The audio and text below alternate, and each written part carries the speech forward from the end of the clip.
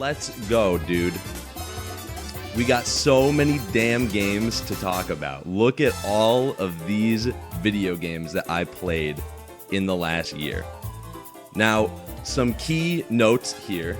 Let's just go over like the criteria, right? Of like what constitutes a game being on here. Yeah, all right, I'll turn it down. So, the gist of it is that if I played the game to a significant degree, it is on this list. So an example of like what is not on this list is Shovel Knight Pocket Dungeon, which I bought and played for 5 minutes and have not gotten back to. So there's like a couple games that didn't quite make it because of stuff like that, but for the most part, if I played it, it's on here. I'm very excited. I gotta say, I've been looking forward to this literally since the last year that I did this, and I just love talking about games. Unfortunately, there's so many of them, so let's not delay anymore. Let's just get it going. Now, check this shit out. Boom. Look at that. All right, game one of the day. It's fucking It Takes Two, baby. So technically, I played most of this game in 2021, but we finished it in 2022. I will say, the fact that I played this with Robel, I think makes this game like even better for me. Because I feel like a lot of the time when I play a multiplayer game, one of the frustrations that I have is that like I feel like people either like know things that I don't know, or they're like better than me, or they're gonna like progress and then I'm gonna be behind and that's gonna suck. But for the most part, like Robel and I were pretty on step with each other when we were playing this game. And it was just a fun time, like, going through it and adventuring with him. This game, it honestly, like, I don't really know what... Like, everything about it is sick. I was thinking about this while I was going for a run today. This game is, like, they took what made Toy Story so cool and made it, like, a whole game and did it perfectly. Like, there's just so many cool... Like, the premise of being, like, a little guy in, like, the real world... is like a neat idea inherently, and they did a remarkable job with it. It is just like exactly right. Like there's just so many ideas and so much interesting stuff. It looks great. I don't remember the music. I'll say that much. Yeah, I don't know. If you haven't played this game yet, I swear, like get someone that you are tight with, that you know you will enjoy playing a game with, and play this with them. This game, like, the thing I love most about games is like playing them with other people. Like, that is why I like games. And this game did a risky thing, which is, like, commit to being a game that can only be played with multiple people. Like, you can't play this game by yourself. But that risk paid off in a really big way. And I really hope that, like, more games are willing to do this, because there aren't enough. Co-op is always a tacked-on thing, and there are so few games that are built around playing it with someone else. So, easy S tier for me. I love this game a lot, and I really think that everyone should play it if you haven't. Slime Rancher. I don't like Slime Rancher that much. I don't know. It's very cute. And it's a game that I always go back to, and I always boot it up, and I'm like, yo, this time I'm gonna finish this game. But I just like, hold on, I gotta loop it. I think like, the overall gameplay loop, like I play it for an hour, and I'm like, I understand. Oh yeah, I gotta change it. Thank you. It's not for me. I can't think of a single negative thing to say about the game other than the fact that like, it's just not my thing. I get why people like it. I think Slime Rancher 2 is supposed to be pretty good, but I'm not gonna play it, and I'm probably gonna drop Slime Rancher for real. So this is all in chronological order, by the way. I forgot to mention. This is going from the like roughly the time that I played these games. Some of them are a little out of order. Some of the things I moved around, but in general, that's kind of how it should be. Portal 2. Now. Is a weird one. Honestly, I almost didn't put it on here because the only context in which I played Portal 2 this year was the co-op mode. And I played it one session with a friend, and we played like the first set of levels. So it wasn't really like it wasn't really like a, like, you know, like if how am I supposed to rank this right now? You know what I mean? So I was like, I'll just talk about Portal 2 as a game. I don't know. I don't know what to say. I've never finished it. It's on my list of things to do in 2023. Like, high on the list is like finish Portal 2 for the first time, because I never have. I guess just like in terms of how I feel about it, it's just A tier. It's fucking Portal 2. I can't put it in S because I never finished it, and that's kind of like a bar for me that, like, if I think I really like a game but I never finished it, do I really, really like that game? I don't know. So, it's Warioware. I was going to say gold, and it's not gold. This is Warioware Get It Together. Good game. Enjoyable video game. A game that I enjoy. You know what my problem with this game is, though? Is that, so the idea, in the game, right? In the name of the game, it's called WarioWare Get It Together, right? Because you're supposed to get it together, because it's got the co-op and it's like that whole thing. But for a multiplayer game, it frustrates me a little bit, because there's 2 modes in which you can play this game. Mode 1 is you pick like either 3 or 5 of the 18 total characters, and then like it cycles through them as you do the mini games. Or you can just randomly cycle through all 18. The point being that like you kind of have to know what all 18 characters like do in the mini games, because WarioWare, right? Like, it just comes up and it's like unplug or like knock them down, and it's like, okay, so in the short time span you have to figure out like what you're supposed to do in the game. But if you don't know what the characters do either, you also have to figure out what the fucking character does. So it's not like when I play this game with other people, I have to like sit them down and give them like a quick class. I'll be like, okay, so this is Jimmy and he can like bounce around, and then this is 9-Volt, and 9-Volt's got the yo-yo that goes up. It's just like, you know, it's not like Smash Bros where you can just be like, pick a character and like fuck around and find out, right? That's not the same, because you're cycling through different ones, and not that they're all like extremely different, but anyway, that's my one gripe with this game. There's no default character. There's no like you're always cycling between a certain amount.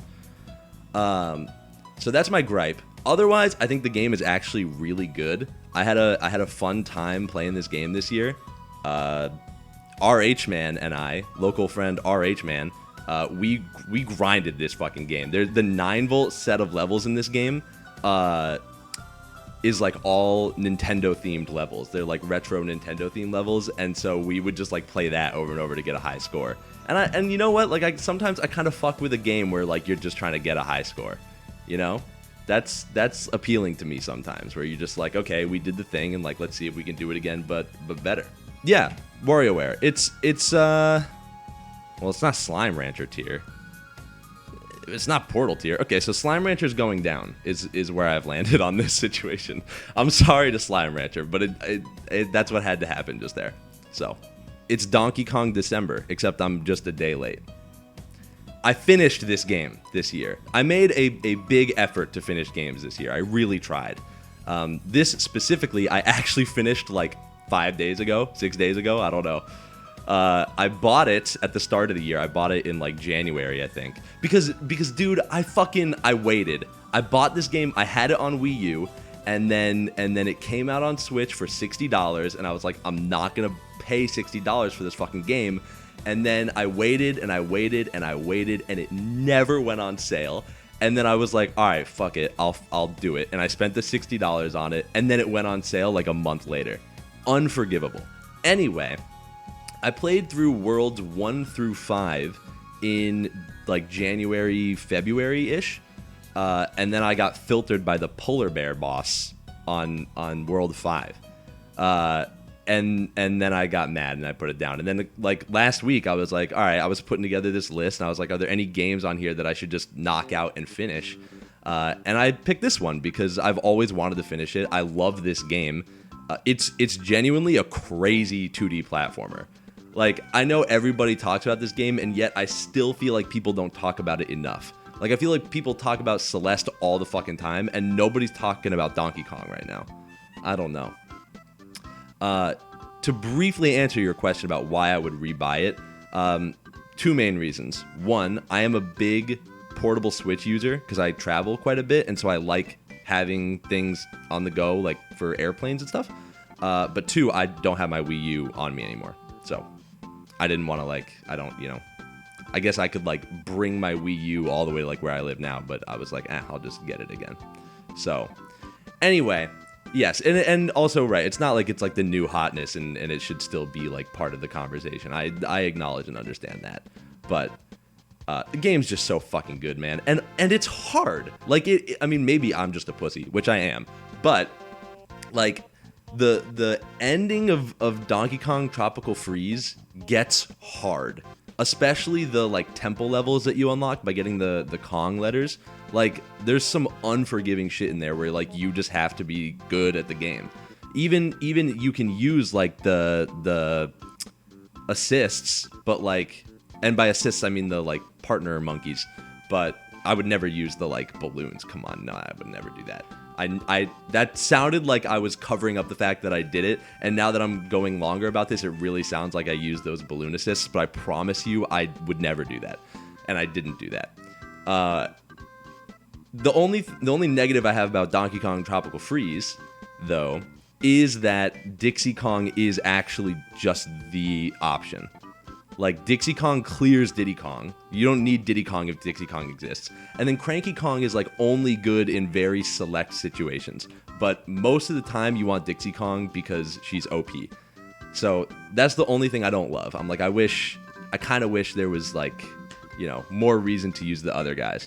Yeah, I don't know. It's like one of the best platformers they ever did. So it's an S tier game, and that's, you know, not really up for debate. IMO. It's Super Smash Bros. Ultimate. I gotta be honest with you. My opinion on this game is slowly going down. I think I'm finally like a little tired of it.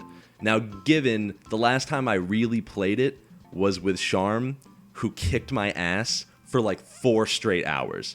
So, but I'm also not really like a I need to win to have fun kind of guy. So that's not even like a fair point. I just think, you know what it is that this was the first year where Smash was like done, right? Because Sora came out October 2021, and then like that was like the game was finished, right? So this is the first full year that we have had where the game, there's no more like buzz around the game. And to be honest, like even towards the last couple DLC characters, the buzz was dying down, right? And I think that like when you take the community aspect out of the game and you just look at it for like the core gameplay, it's still really fun, but it's not like something I'm like jonesing to play, you know? Like my friend and I used to play this game on the daily for like years, like up until COVID started. Basically, we would play it like almost every day. Now we hang out, and I'm like I don't, you know, we'll play like co-op online sometimes, but I think the period of me like really enjoying this game is kind of over.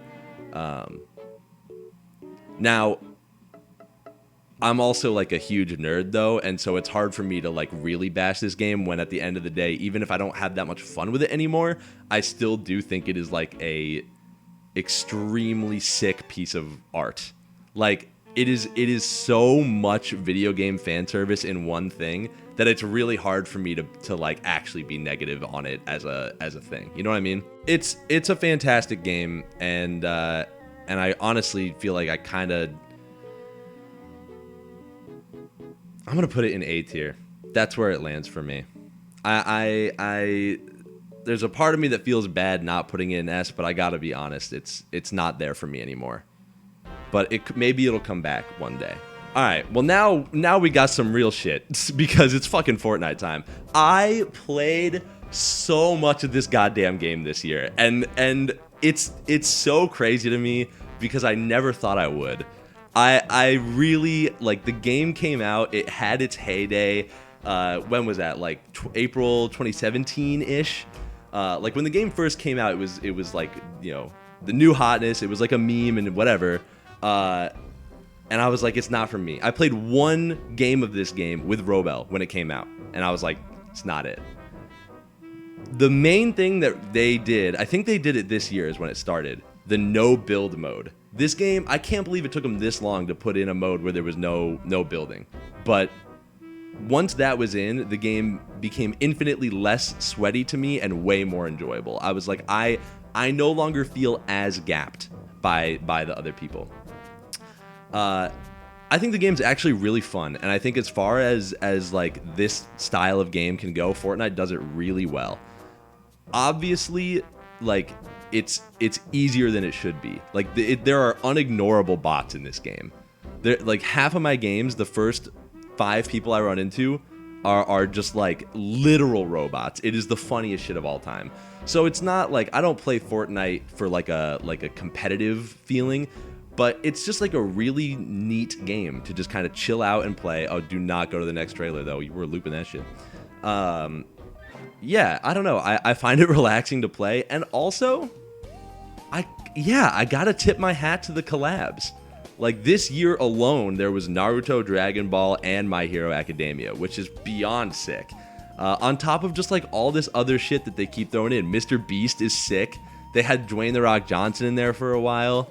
I can't even. Rick and Morty stuff, and then like tons of Marvel stuff. Like it's cool, man. It's almost like Smash if Smash was not exclusively Nintendo IP. Like it's just like a huge collaboration sort of all under one roof. And I think that that's really cool. And I think that like there are still a lot of people that write this game off and / maybe not so much anymore. I honestly feel like I'm kind of I'm like the last of a dying breed there. Because a lot of people are playing this game now.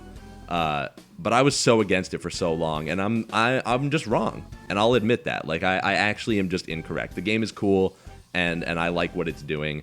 There is the shitty stuff with the store and the like, what do they call it? The like predatory pricing model. That's definitely no good. Don't fucking spend money on this game. Although I am gonna buy the My Hero Academia skin, and I don't give a fuck because I want it before it goes away, which is the problem, right? So like I get that, but. Anyway, it's cool. Fortnite gets an A in my book. I honestly enjoy it as much as I enjoy Smash these days, which is insane. But that's where we are. Okay. Bit of a weird one here. I did in fact play Lost Ark this year, which was like the new hotness MMO that came out in February. I played it because some friends of mine from high school were playing it. It's like Diablo. It's very Diablo-ish, but it's got like cool graphics and cool classes and stuff. I don't know. I played 4 hours of it with my friends, and I was not interested. But I was gonna bring this up because I'm friends on Steam with at least 1 or 2 of Robel's IRL friends, and those dudes grind this game. Like every day I'm seeing them playing Lost Ark. It is, and like I know that like that happened to some people. Like some people got really fucking into this game. They're playing it right now. Exactly. I don't get it. It did not grab me. It didn't do anything for me. Lost Ark is in D tier, and I have no thoughts. Now, Disco Elysium is the new hotness. Everyone's talking about Disco Elysium lately. A bunch of my friends all played it recently.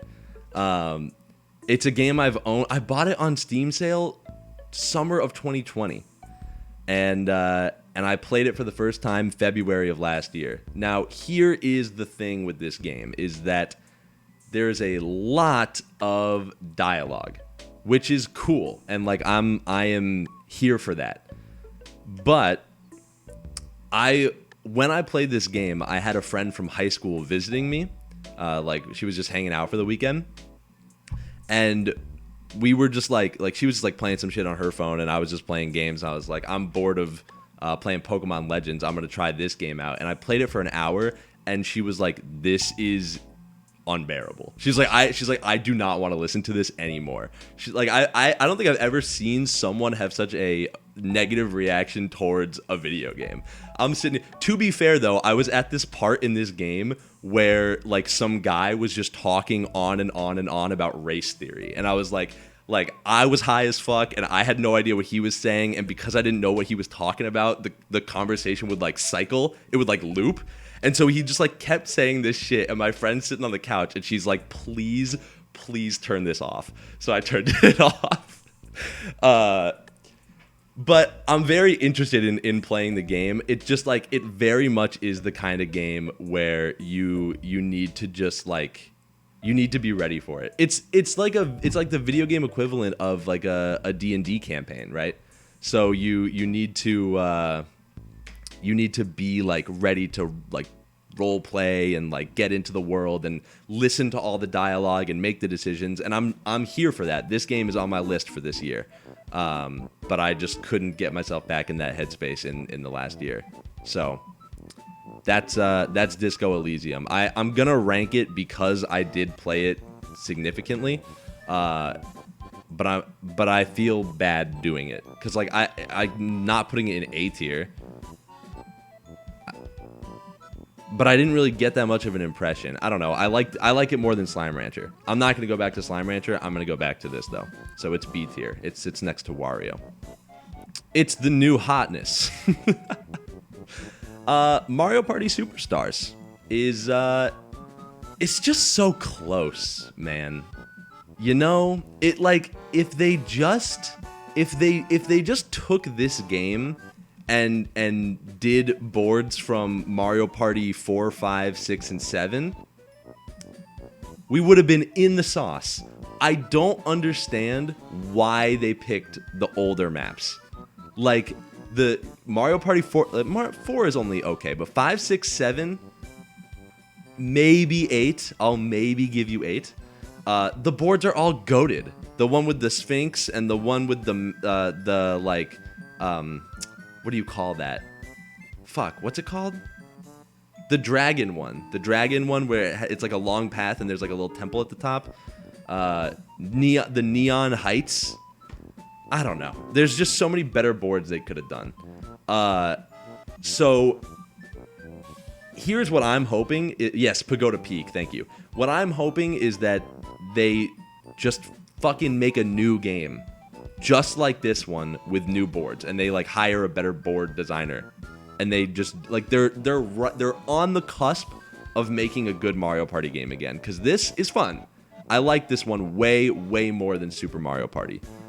Being able to use like a regular fucking controller alone makes this very good, but the mini games are all fun. It looks actually really nice.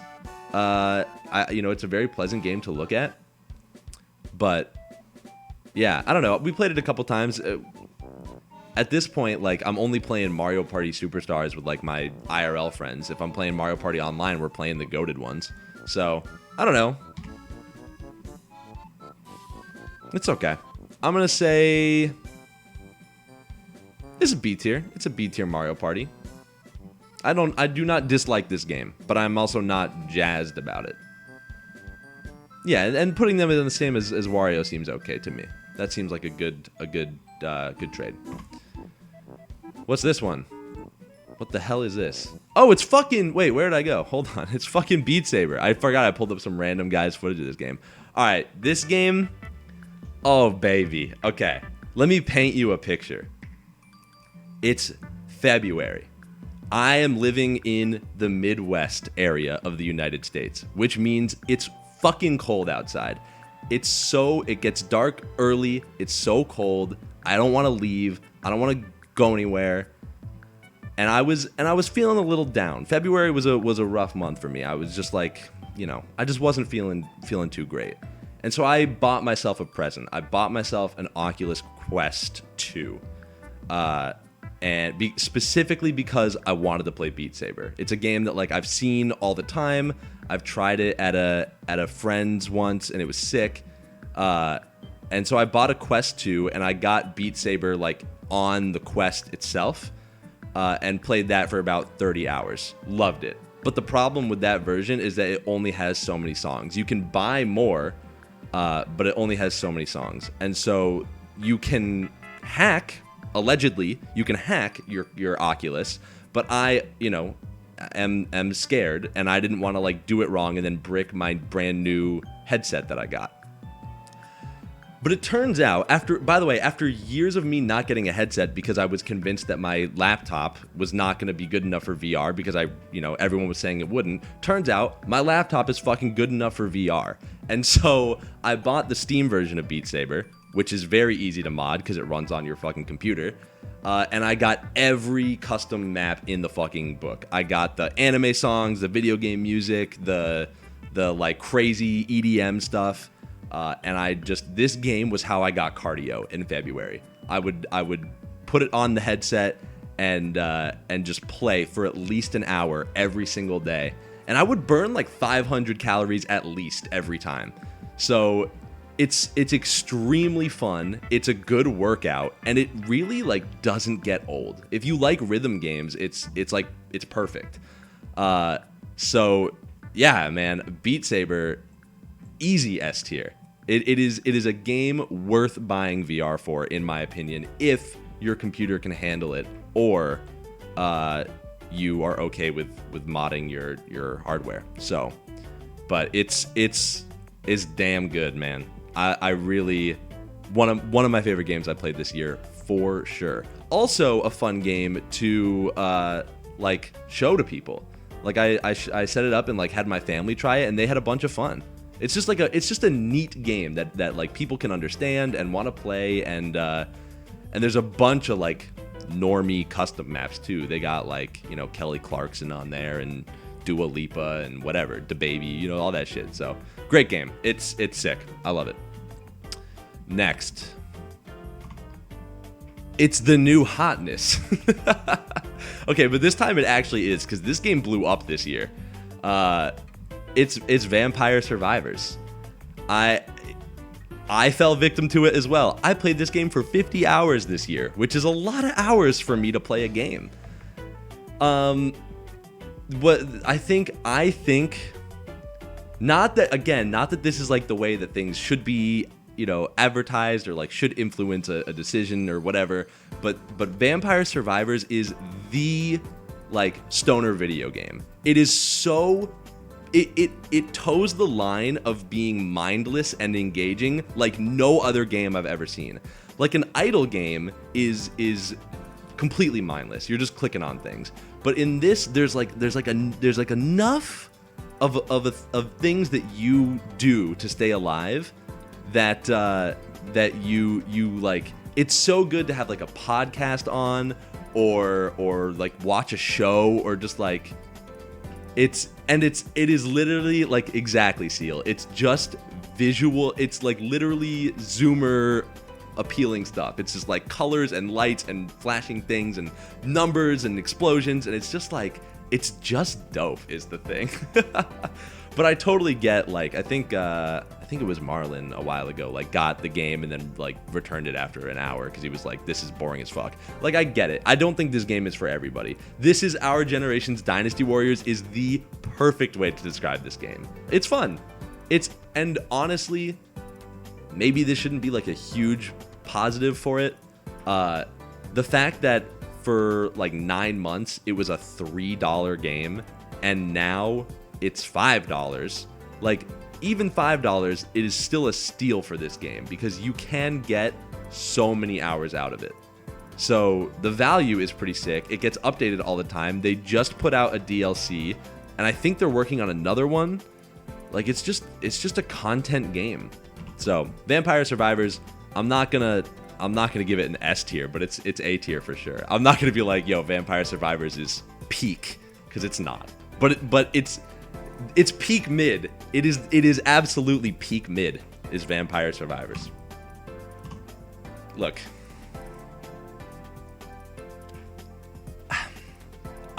here's what I want to say first.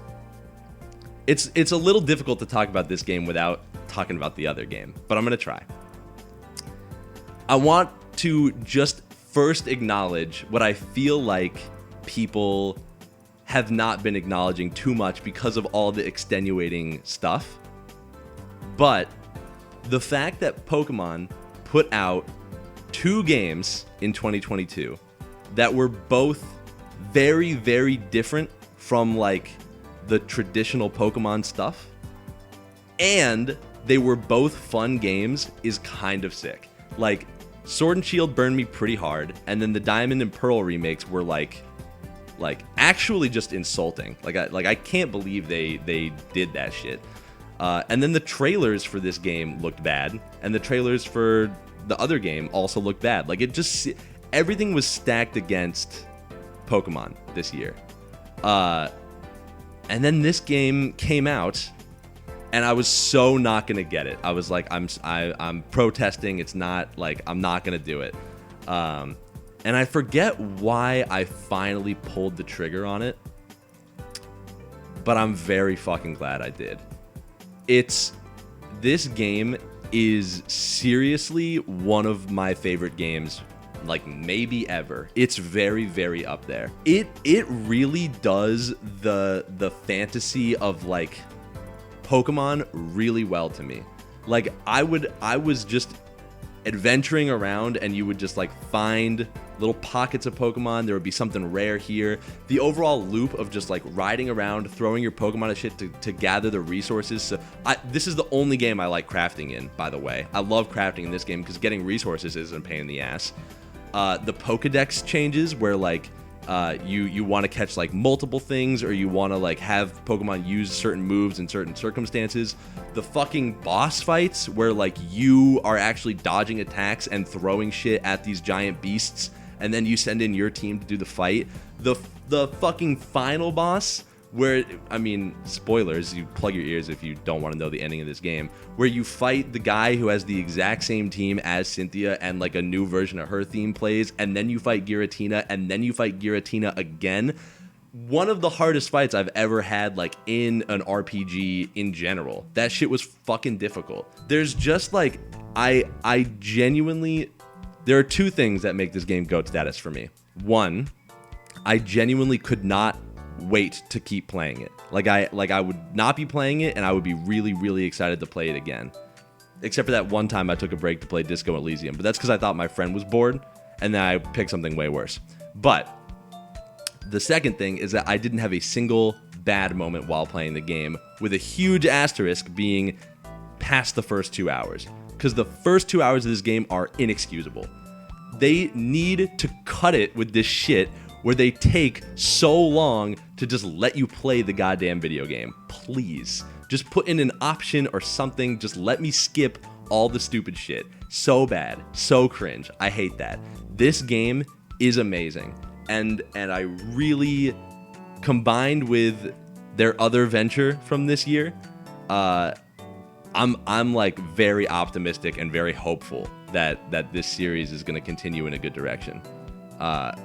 Because this game just struck a chord with me. I really like this game. So, suffice it to say, right? Where else was that going to go? Okay. It's Mort Dog, my goat. So, I'm going to spend 30 seconds on this, because what am I even supposed to say, right? It's TFT. If you know TFT, you understand. And if you don't know TFT, you look at this and you're like, what the fuck am I looking at? And I'm not going to try to sit here and explain to you how this game works. But here's what I can say about the game, is that it is by far my favorite competitive game. It is the only game I have ever really wanted to get good at. I grind ranked in this thing. And what I love about it is that, unlike basically any other competitive game I can think of off the top of my head, there's no mechanical gap here. Like, there's no, you don't have to be good at aiming or good at movement or good at, any of that shit with like a controller or a keyboard and mouse, right? It's all in your head. There's like a couple things where maybe you need to click kind of fast, but most of the time you just think. And so you can just you can relax, you can have some water, have some food, and just play the game and just think about things and think about the best way to win. I really strongly encourage you to just check it out. A year ago, I was the only one playing this game. Not true. Pyro was also playing. Now, I've got like a bunch of other people who have like learned the game and will play it with me. No, Hisa also played it too. But it's really great. The other cool thing, this stream right now, this guy here, he's like the lead of the whole game. He's like in charge of the whole shit. And it's really cool that he makes a lot of content just like talking with the community about the game, listening to feedback, all that stuff. Coolest shit of all time. It's hard to sum up, really. But yeah, it's the easiest S tier you'll ever see. I love TFT. It's amazing. Okay, so now it's League of Legends. And I'm actually not going to spend any time on this. I'm just going to go back over here. I'm going to put it down here. I'm so fucking over this game. I'm so done with it, dude. I hate... I'm so out. The only mode in this game that I like, I guess I'm just a psychopath, is the regular, like, 5v5 mode. I love that. I'll play that all the time. But everybody always wants to play, like, ARAM or URF or whatever shit. And it's just so fucking annoying.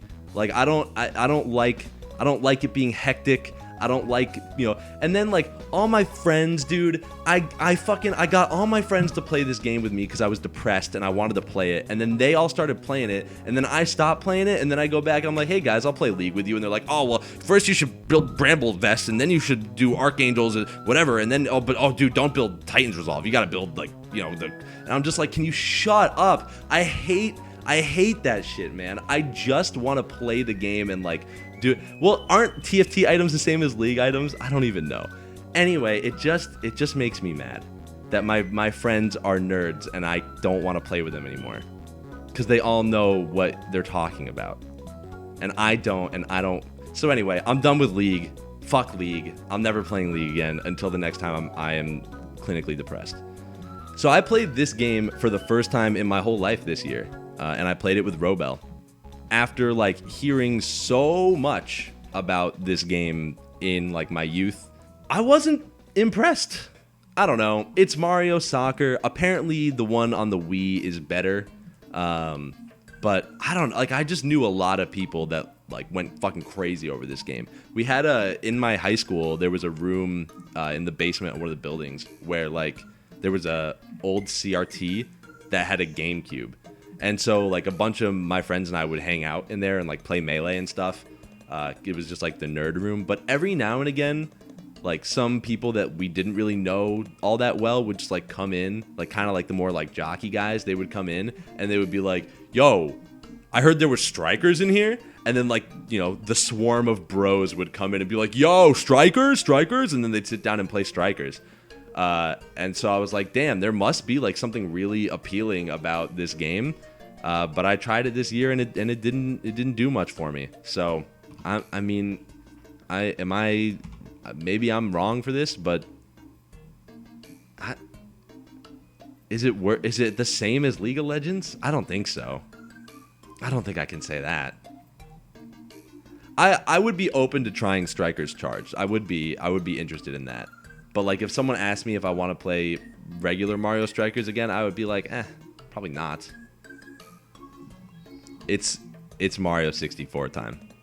And this is the world record history of Super Mario 64 16 star from Summoning Salt. I'm just going to skip to like here. I don't know. Okay, so here's the important distinction. Before I say anything else, I am not ranking Mario 64 right now. I am ranking Mario 64 16 star. Okay, if I was talking Mario 64 straight up, it would be in the D tier, and we would move along with our day because I don't care to get into that discourse right now. 16 star though is better.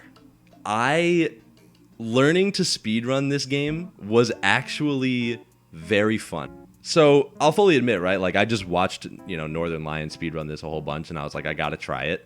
And then I streamed it for a while, and I had fun. Setting new times is very fun, and I think that like really practicing at the strategies in this and like really getting them down is fulfilling. Here's the problem though, is that eventually you will hit the point where the game fights against you, and like you feel like you could do everything right, and the game is just bad. And some people might respond to that and say, I'm just bad, which is maybe true, but everything I don't like about Mario 64 as a game started to like crack its way in as I was like speedrunning more and more. Just so many frustrations with the camera and Mario doing things I did not intend for him to do. It just like I will never. I'm not gonna go down this road. But I just don't get people who say that Mario controls well in this game. He simply doesn't. It's so bad. But that aside, I remember talking to Pyromite about this because we were both sort of playing this at the same time. The idea of like a 30-minute replayable Mario is actually very appealing. Like I like the idea of a bite-sized Mario experience that you can just kind of blast your way through and do over and over. I would like to see that done in a better context, but for what this is, I had a lot of fun like getting better at this. So I'm pretty positive on it actually. I'm gonna put 16 star in B tier. All right, next, it's Pokemon Platinum. Specifically, it's the PPRSLNC. I had to count it, right? PPRSLNC is it hasn't happened in a while. Yeah, also shout out to Eggplant for the YouTube cut. Subscribe to Eggplant on youtube.com. Why did I put this on here? I don't even know. Like, I mean, what?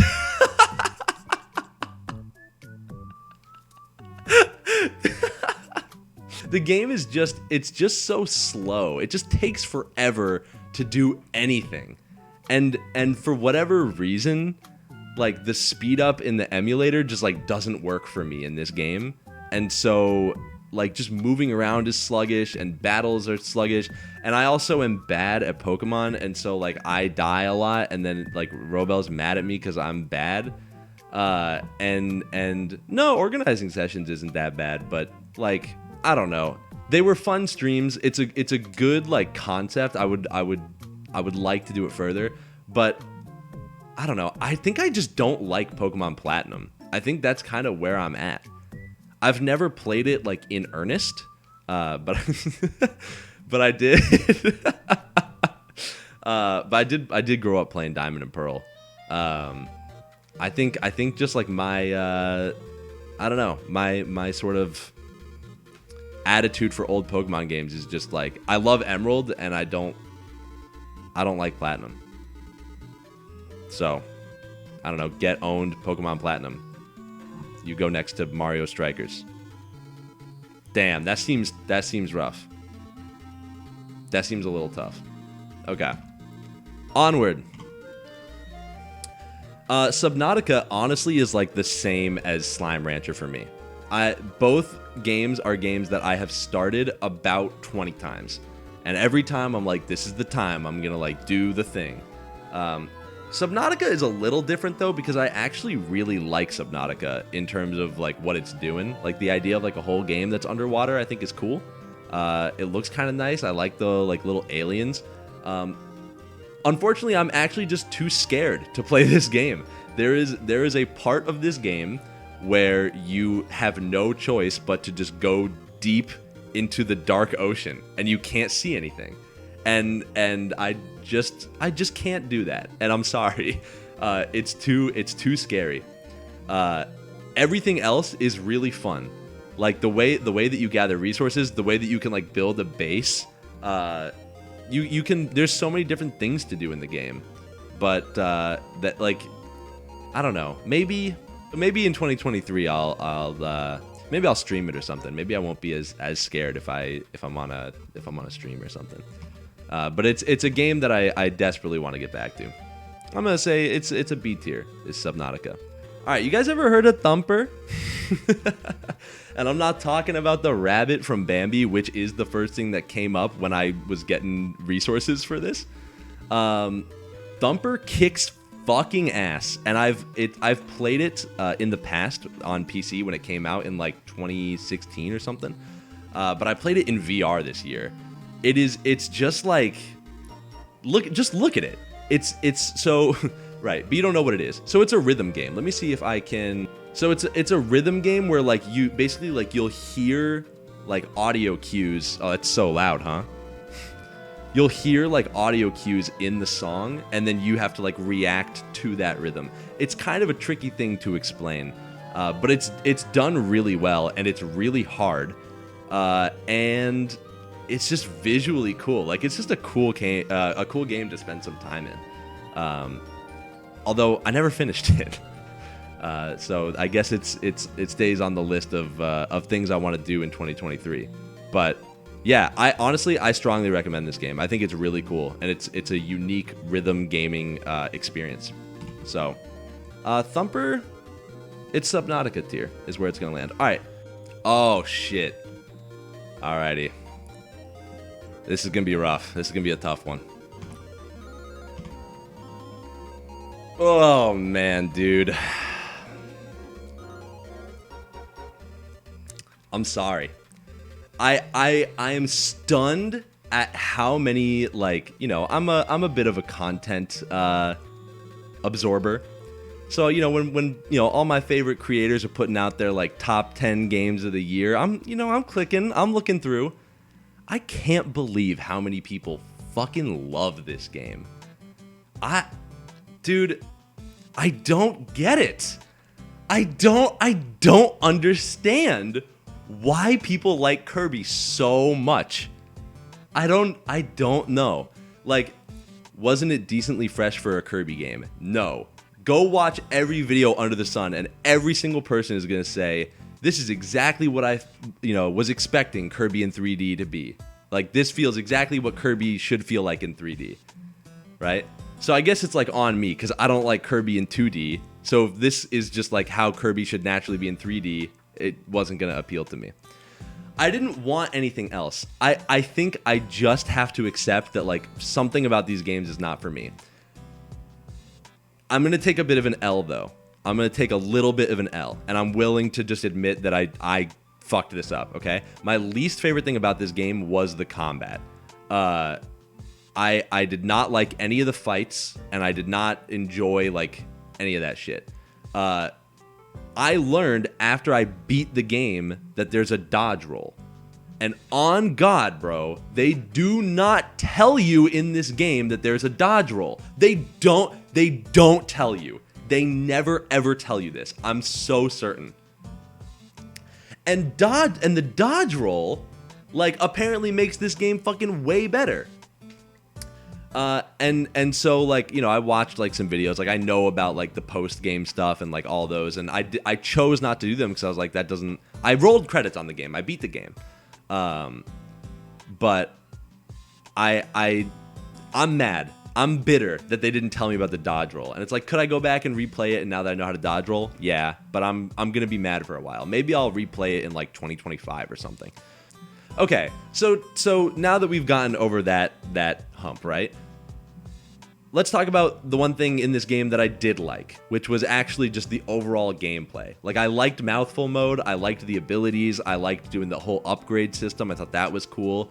I liked the collectibles, I liked the objectives in the levels. I enjoyed actually most of what the game threw at me, gameplay-wise, but I was expecting to be like a little more wowed, and I wasn't. And I think that like, I think me not having fun with the combat at all was a big part of that. I also don't like the music in this game, but that's just because I think Robobot is like God's gift to humanity, and no other soundtrack could compare. Everyone says this soundtrack is fire. I did not enjoy it at all. So I think the conclusion that I have come to is that I'm probably just wrong. And like, is having like the minority opinion wrong? No. But I think I just need to educate myself. Like, I think I don't know what to do, but I feel like there's so much about Kirby that I should like that I just don't. So I'm just gonna keep trying until I get there. I'm gonna buy the Return to Dreamland remake and play that.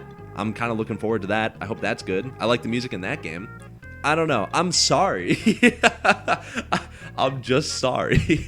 I got it because I wanted to like it, and I did. I don't hate this game. It's gonna get like a B or an A tier maybe.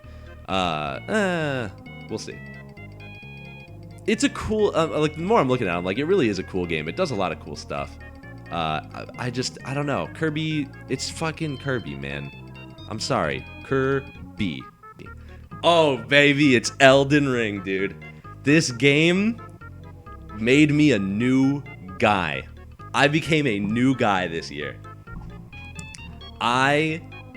Dude, I loved this game. I loved it. And it feels so good to, like, you know, some of the time when I feel like people are singing a game's praises and I play it, and fucking Kirby, right? Like, when people generally agree that something is like, Kirby, no one was saying Kirby was the GOAT. I'm thinking more like God of War 2018, which is on here, by the way. We'll get there. But, like, that got Game of the Year, and everyone's saying, like, in 2018, God of War was like, oh my god, dude, it's the new hotness. It's so good. And I played it. I was like, it's just like whatever. But this game, everyone's like, dude, this is the new hotness. And I played it, and I was like, oh my god, it's the new hotness. And it just fucking is. A necessary shout out is to Czar, because if I did not have him, my experience with this game would have been markedly different. But instead, he was like a masterful guide through the world of Elden Ring for me. He helped, like, he never told me what to do, and he was really good about, like, never backseating me. But he would just, like, nudge me in certain directions or expose me to certain things so that I could learn more about the lore and the world and the characters. Like, a whole bunch of shit I totally would have missed if I didn't have that help. And by experiencing all that, like, the game was made infinitely better for me. I've never, ever in my life been as interested in a video game world as I was with Elden Ring. And I think that, like, above everything else in this game was why I loved it so much, was because I was so curious about everything. And there was an explanation for everything. And there was just, like, this whole, like, someone thought of all of this, right? Multiple people thought of all of this and put it together and built this world, and then, like, just don't tell you about any of it. They are just trusting that you will navigate your way through and just kind of, like, piece things together as you go. And like, that is such a turnoff for a lot of people, because people don't like, you know, I'm sorry, I'm going down this road for just a second. So recently I had a friend of mine come over, and I sat him down and I had him play Dark Souls 3 because I was curious to see, he really likes challenge in games. That's why he plays a lot of competitive multiplayer games. He says that single-player games can't give a good challenge. So I sit him down to play Dark Souls 3, and because Dark Souls 3 throws you at a boss, like, right fucking away. And I wanted to see if he could beat it. And he was telling me that, like, anyway, the moral of the story is he did not enjoy playing the game because he didn't know what the fuck he was doing. And he didn't know what he was supposed to do. He didn't know what was going on. Like, that's important to a lot of people. People like knowing, you know, what the fucking shit is. And, you know, Elden Ring and Dark Souls and all these games open with the cutscenes that literally just make no sense, and that's the point. But, like, I don't know. I think it is so cool, and I think it's such a unique way to, like, tell a story through a game. So that I loved. And then, of course, there's, like, all the other stuff, right? The, like, gameplay and the music and the shit. So it's just dope. Like, it's just sick. I love Elden Ring. That's pretty much all I have to say. And then I put it in A tier by mistake. So, by the way, I played Dark Souls 1 and 3 in the past. And I never finished either of them because they were fucking hard. And also because, unlike in Elden Ring, if you're stuck at a boss, you either just, like, have to grind or you just have to be sick. And that's not very fun. Elden Ring, if you're dying somewhere, you just go somewhere else. There's other shit to do. You can explore somewhere else. You'll find a different boss to fight that you can beat. Like, it's incredible. You never have to feel stuck. There's always things to do. And it's just so sick, man. Ah, God, I love Elden Ring. I'm not gonna stay on Elden Ring. I gotta move on. We're gonna move on to a bit of a weird one. Have you guys ever heard of this game, Wild Guns? It's kind of the GOAT. It's this like. So the only game that, or sorry, the only thing I knew about this game prior to playing it, there's one rip of this game on the Siva channel, and it's a Gangnam Style rip, and I like it.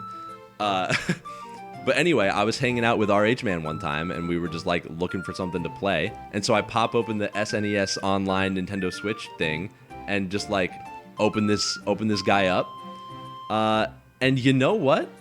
It's really fun. It's a co-op game, and it's basically like those shooters that they have at the movie theaters, but instead of like you shooting the gun, you're also like controlling a character. So you have to like dodge out of the way of bombs and stuff and move around, but also you're also aiming the gun at the same time. So the movement's kind of weird, but it's a really fun game. It's hard, you know, like this long play is what, like 33 minutes. It's a fucking SNES game, right? It took us, you know, a couple hours to get through. It's, you know, a game where like, you know, we would die to a boss and then be like, okay, so like now we understand that it's fucking Elden Ring, man. It's the same thing where just like you're gonna fuck up a lot and you gotta like learn from your mistakes and get better and just like beat this game. There's like special weapons you can get. And then, like, out of nowhere, look at this. Watch this. Get ready. Here it comes.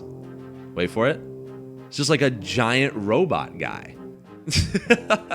Like, it's just like a funky game. I don't know. It was kind of just like a random pick that we played, but I ended up really, really enjoying it. I strongly, strongly recommend this game. It's an A tier for sure. Honestly, no, it's not. Sorry, there's no way Wild Guns and Elden Ring are on the same tier, but it's not far off. All right, that's all I'm trying to say. Onward and upward to Sid Meier's Civilization 5. I'm just gonna skip like some random fucking shit. So Civ 5 is like many people's GOAT, right? Many people be loving Civ 5. I played it for the first time this year. You know, one of my IRL friends and I, we like to just try different games together, and we decided to do like a Civ LAN night, and it was fun. We played, dude, Mid-Myers is funny as fuck. We played for pretty much like 6 straight hours. We were up until like 3 in the morning to finish the fucking game. I don't know. These kinds of games I will play and I will be really into for like the first 1 to 3 games of it that I play. And then I'm just not really interested anymore because it feels like I'm always doing the same thing, and like I don't know. There's just there's both like a lot going on, but also not a lot going on, and it's just like it's overwhelming, but it's also kind of underwhelming. And so I kind of like it, but I also kind of don't. So I don't know. It's like I don't know. It's kind of similar to like what I said about TFT, right? Where like you look at TFT and you either look at that and you go like, this is something that kind of looks like it would appeal to me, or it's not. And then this is the same thing. Like what you are looking at here is what you get. Even if you don't understand like the fine details of what's happening, like you understand, you're like, you know, it's called Civilization. You're moving people around. You're like populating this map, kind of like Catan or whatever. I don't know, man. It's just not really my bag. I would play it again, but I didn't love it. I would say it's a pretty easy game to learn as you go, actually. Like, we just kind of played it, figured it out. We didn't have to look anything up or read anything. It was chill. It's an easy game to pick up. It looks intimidating, but it's not hard. It's a good game to pick up. But it's going in C tier. C for Civ. Golf with your friends. Who doesn't love golf with your friends, man? It's you play golf with your friends. You know? It's golf with your friends. A tier. I have nothing to say. It's just good. It's just fun. It has I have many cherished memories of golf with your friends. Oh, well, holy shit, I'm on the wrong screen because I didn't switch back. I didn't think I was going to keep talking about it. Oh, but now, so we're just going to move on to the next game fucking anyway, because the next trailer is playing. So here's Lethal League Blaze. A game I also really like, surprisingly. I wasn't sure that this would be my my kind of bag, but this game is sick. This game is really fun. It's a game that, like, you know those games that are, like, really trying to be Smash? And you're just like, stop doing that because, like, you're not? This is a game that, like, it feels kind of Smashy, but it's very different. And I really like that. Like, the feeling of having the ball that you hit around get, like, insanely fast, and it's just, like, out of control, and just, like, so much shit is happening, fucking rocks. Like, it's very, like, you hit it at your opponent, and then they hit it back at you, and you're just wondering, like, who's gonna fuck up first, and bounces all around. Like, it's just crazy. And the music also is great. Yeah, I would very easily recommend this game for, like, people looking for something to play with friends. Yeah, it's golf with your friends. Golf with your friends tier. Spelunky 2. This game's fucking hard, man. This game is fucking hard. And sadly, it filters me. I wanna like this game. I know a lot of people like this game. I don't really like this game. It's too hard for me. Unlike other roguelikes, you know, maybe that's the difference. This is like a roguelite, and the others are roguelikes, and I'm not 100% sure which is which. But this is the one where, like, there's no progression. So, like, you could play, and you'll never, like, unlock things that make the game any different. You just have to be good at the game. Yeah. That's not really my bag. I'm not really that kind of guy. Especially in a game like this where you literally will be, like, having a great run and then dead within the span of 3 seconds because of, like, some random crazy bullshit that happened. And, like, yes, you can be sick, but I don't know. Does get an extra point for having this Rafi sloth guy as a playable character, though. That is the best thing that they could have possibly done. I don't know. Spelunky 2 is C tier. I don't like Spelunky 2. I want to go back to it one day. I really want to try it again. I don't know. It's so hard, dude. Oh. Dude. Yes. I talk about this game all the time, and no one else sees what I see in this game. It's the best game ever made, and I don't get to play it enough. But every single time I play this game, I have a total fucking blast. It's so much fun. So the brief descriptor, if you don't know what this game is that it's a platformer that controls very similar to, like, Super Meat Boy.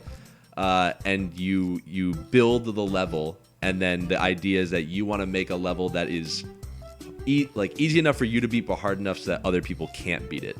But you all, like, play stuff together. So it's like this cool thing of, like, you know, and there's like different obstacles you can put, and, like, coins you can get. Like, it's just really fun. Like, you can do a lot of cool stuff. Yeah, I love this game. I absolutely love this game. We're in the local multiplayer section of the night. So if you're looking for local multiplayer recs, get ready. But Ultimate Chicken Horse is an easy S tier. One of my favorite games of all time, bar none. Also, kind of a good soundtrack. They have, like, one little, it's not even a motif. They have, like, a lick that's a motif. It's just like, and it's in every song, but, like, some of them are jazzy and some of them are, like, kind of hype. Like, it's cool. I love this game. It really is, it's fantastic. All right. Crawl. I don't know if you guys have heard of this one, but it's great.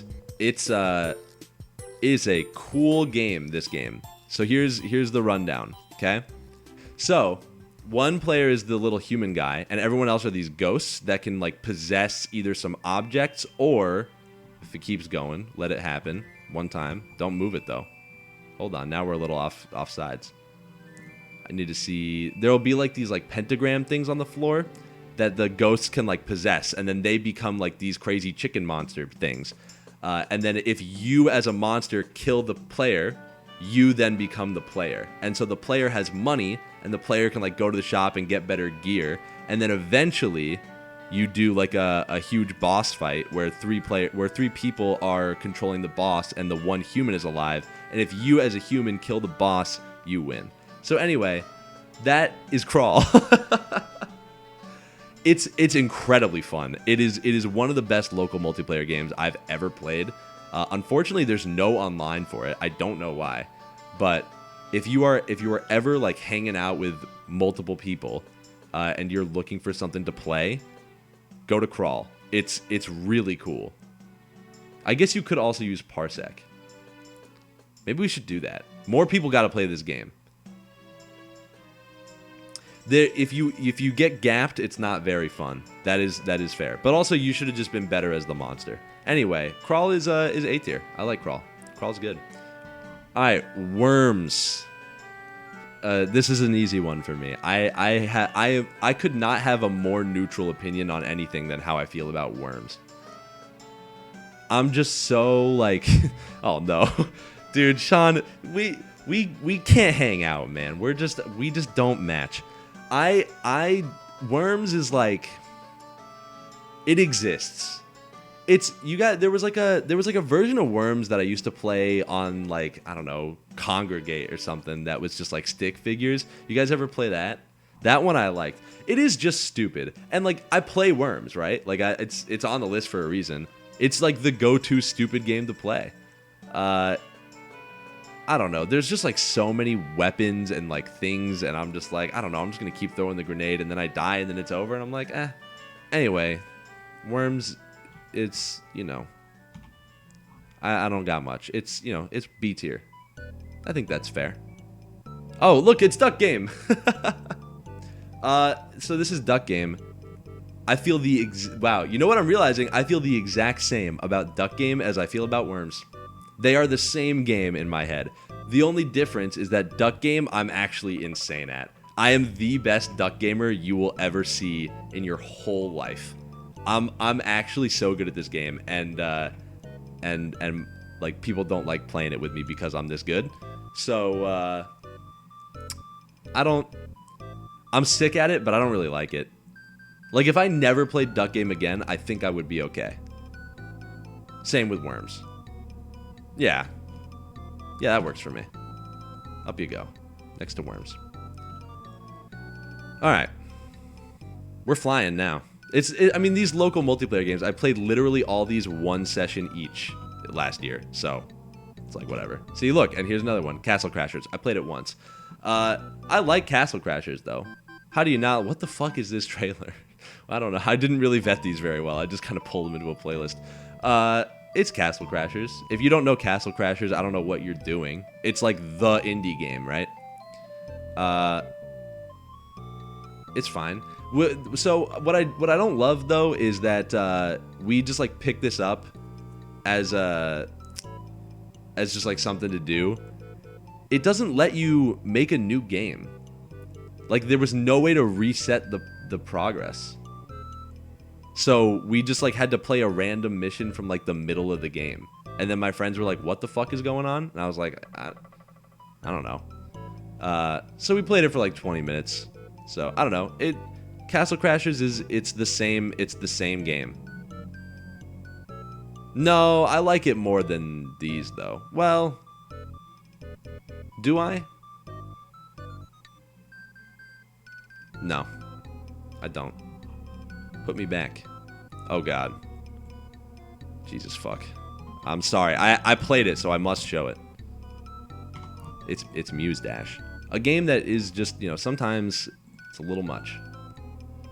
But I like rhythm games. But you know what? I don't like this one that much.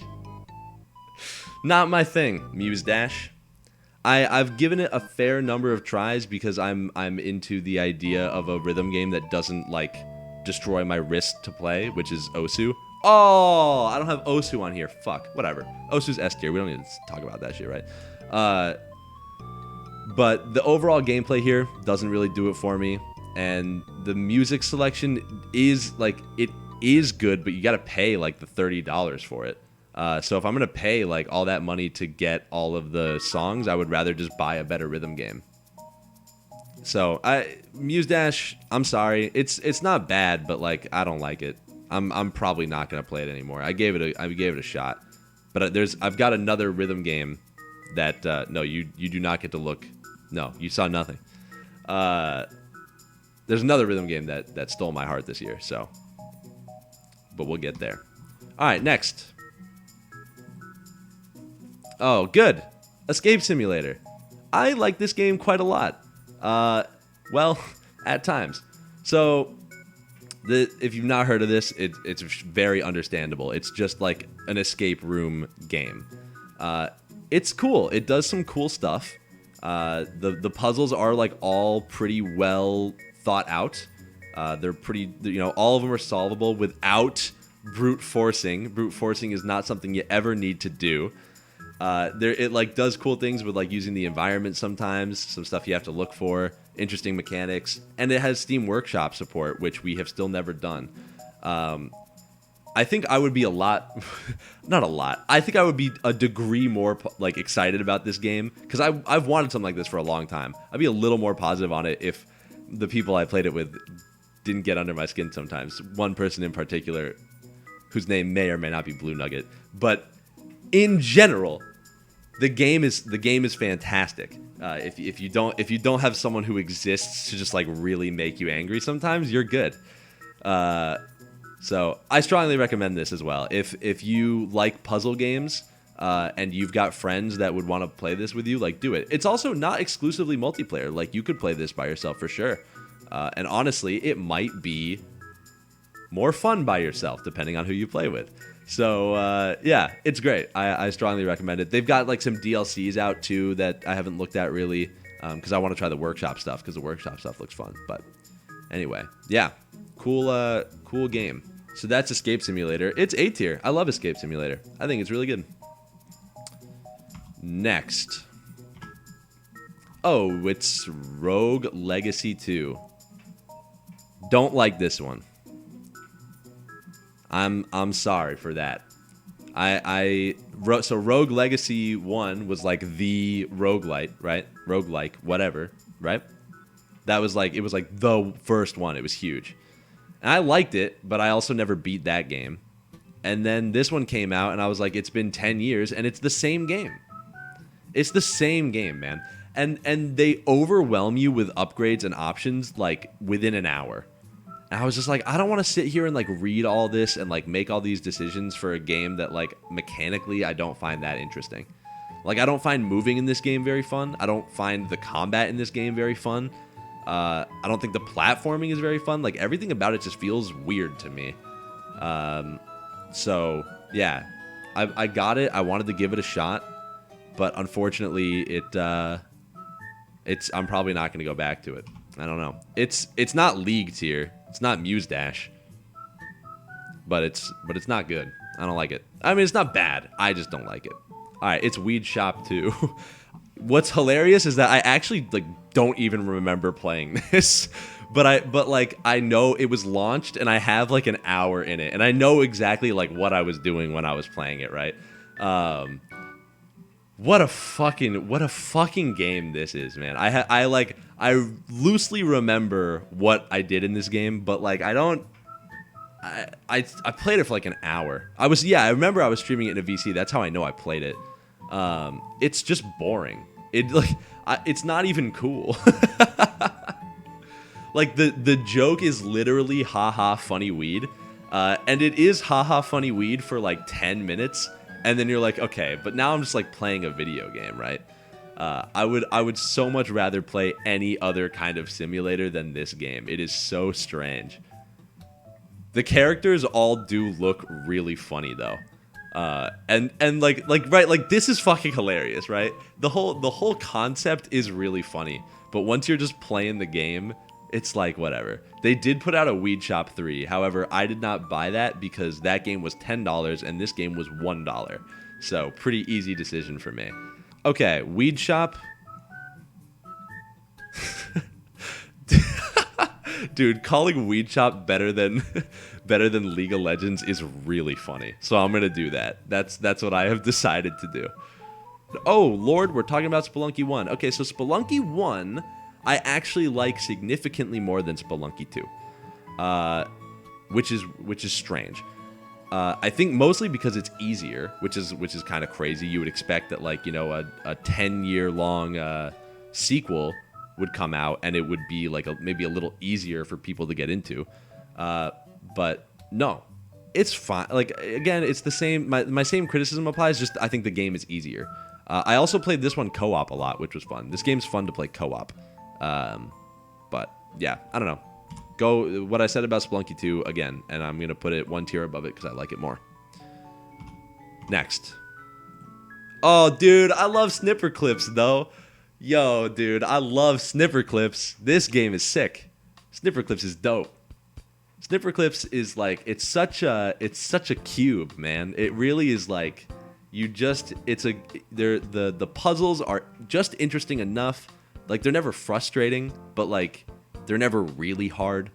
The music is just like delightful.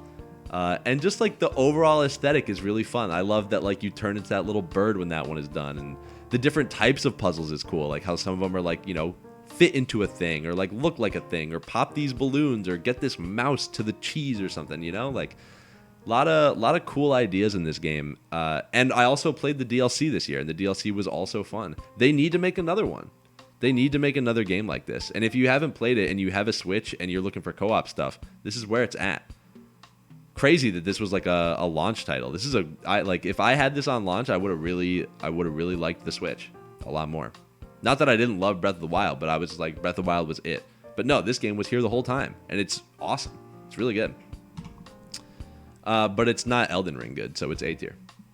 Okay, Streets of Rage 4. Another game in the RH Man category. Well, so I just like decided, because like he and I hung out a bunch this year, and I just decided that like when I hung out with him, we were just gonna play like any arcadey kind of game. There are plenty more to come. So we played Streets of Rage 4 because I heard it was the new hotness, and in fact, I did not think it was the new hotness. I don't understand these games. They're all very similar to me, and they're all like 2 hours long, and like it doesn't really feel like in Wild Guns was cool because we had to like analyze the boss and like figure out how to beat it. Whereas like in these games, I feel like I wasn't doing that as much. It doesn't feel as strategic. You're just kind of punching around. But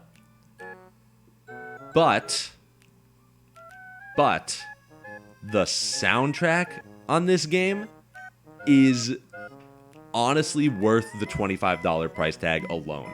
The music in this game is insane. It is so crazy how good every track on this soundtrack is. And honestly, the music makes the gameplay like twice as fun as it would be otherwise. Because it's just like so hype, and you're just like feeling good, and you're grooving, and you're punching, and you're... you know what? I'm kind of talking myself into this game a little bit. I had a lot of fun when I played it. Like, to be clear, I had a fun time playing the game. It was that once it was over, after 2 hours, and I was like, I'm not a big like price to video game hour guy, but I'm like $25 for like a 2 hour game. But I guess the assumption is that like people play these games multiple times, and that's the part I don't get. Like, I played the game, I beat the game, why would I play it again? It's the same thing. But I get there's like other modes and like plays a different character, different abilities and all that stuff, but like by and large, you're kind of doing the same thing. So I think I just don't get it, but I'm gonna keep trying. I want to get it. I like people fucking love these games. People go so crazy over these games. Streets of Rage is B tier, and I think that's a fair assessment for me. I think I like that. Okay, what's next? Oh, it's Ratchet and Clank. Okay, so here's a game I actually beat. Here's a game I actually played all the way through this year. I don't know why. I picked this game up in the fall of 2019 when I went to pre-order Pokemon Sword, also known as The Day I Died Inside. This game was just like sitting on the shelf for like $5 on PS4. And I was like, all right, like I like 3D platformers, and I'll give it a shot. And then I just never played it because it ran at 30 frames per second on the PS4, but on PS5 it runs at a crispy 60. So I was like, all right, time to go. and I really enjoyed it. I thought it was really good, and that's all I have to say. I think like a lot of Ratchet and Clank is like the I did not play Rift Apart, but I did play this game so that I can one day play Rift Apart. I don't know if there's like big what do you call it, like continuity, but I want to play Rift Apart, and so I played this one first. Yeah, what you see is what you get with Ratchet and Clank, right? I don't think anybody's looking at this and like being surprised. It's a 3D platformer. You play as this, furry guy with a little axe, and you smash boxes and you do things, and there's cool weapons and stuff. You can turn people into like pixels. You can turn people into sheep. You can fire on people. You can send out little drones. There's cool stuff to do, but in general, like it just kind of felt like I was going through the motions. I didn't feel like there wasn't much during this game where I was like, damn, I'm having fun right now. And like I didn't do most of the like side content because every time it was offered, I was like, it doesn't sound like something I want to do. So good game. It's good. It's not bad. But would I be like, you gotta play Ratchet and Clank? No, that's B tier for me. It's Kirby tier. I feel very similarly about the two games. Oh baby, dude, man, talk about a goat.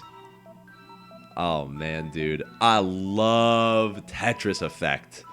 Tetris Effect is just the coolest, and it will never not be the coolest. It really like it puts you in that mind state. I love the whole aesthetic, the whole like. First of all, Tetris alone is so sick, right? Tetris, like just playing Tetris is fun, but the effect stuff. I'm not a big graphics guy. Like graphics are not usually important to me in a game, although we'll get there. But man, this game it's got a style and it works really, really well. Yes, I care a lot more about frame rate than graphics, but like sometimes when a game looks good, it really like has an effect on me, and so I love Tetris Effect. I love it. It's S tier. Well, yeah, no, it's not Elden Ring. It's Snipperclips. Have to leave this one. Good thing all my trailers are muted. Am I right? I still don't like this game. And that's all I have to say. I just don't get it. Not my thing. Not for me. That's not true. So I really like this game, actually, when you play it single player. Single player, this game is cubes. I like playing this game by my damned self. But if I'm playing this game by my damned self, then I kind of would just rather play something that's like a little more interesting to me than this. Multiplayer I hate, but I've talked about that at length in the past, and I don't feel like going there. So I don't know. It's Risk of Rain 2. I'm phoning this one in. It's C tier. Oh, dude. Okay, have you guys ever heard of this game? I don't know like where I saw it and why I played it. I have not finished it, but I would really like to eventually. It's this. First of all, it's got very. That's what I figured. I figured it was probably that. Oh yeah, well, it was also an Indie World. I was aware of it from Indie World. So here's like the very basic gist. It's basically Warioware, but with like a different context. It's basically you just do all these little mini games, and depending on how well you do them, you like scam people and like steal their money. And so it's like there's like a narrative to it. It's cool. It's a really cool game. It is peak like backlog game for me. I played 2 hours of it. I was like, this is awesome. I gotta finish this. And then every day I'm like, yo, today's the day I play Card Shark, and then I play TFT for 4 hours. But yeah, this is one of the few like kind of out there indie games that I really vibed with, and I really, really want to finish it. It's hard to really like understand. I bought it and I didn't really understand what it was. I bought it just because I liked how it looked.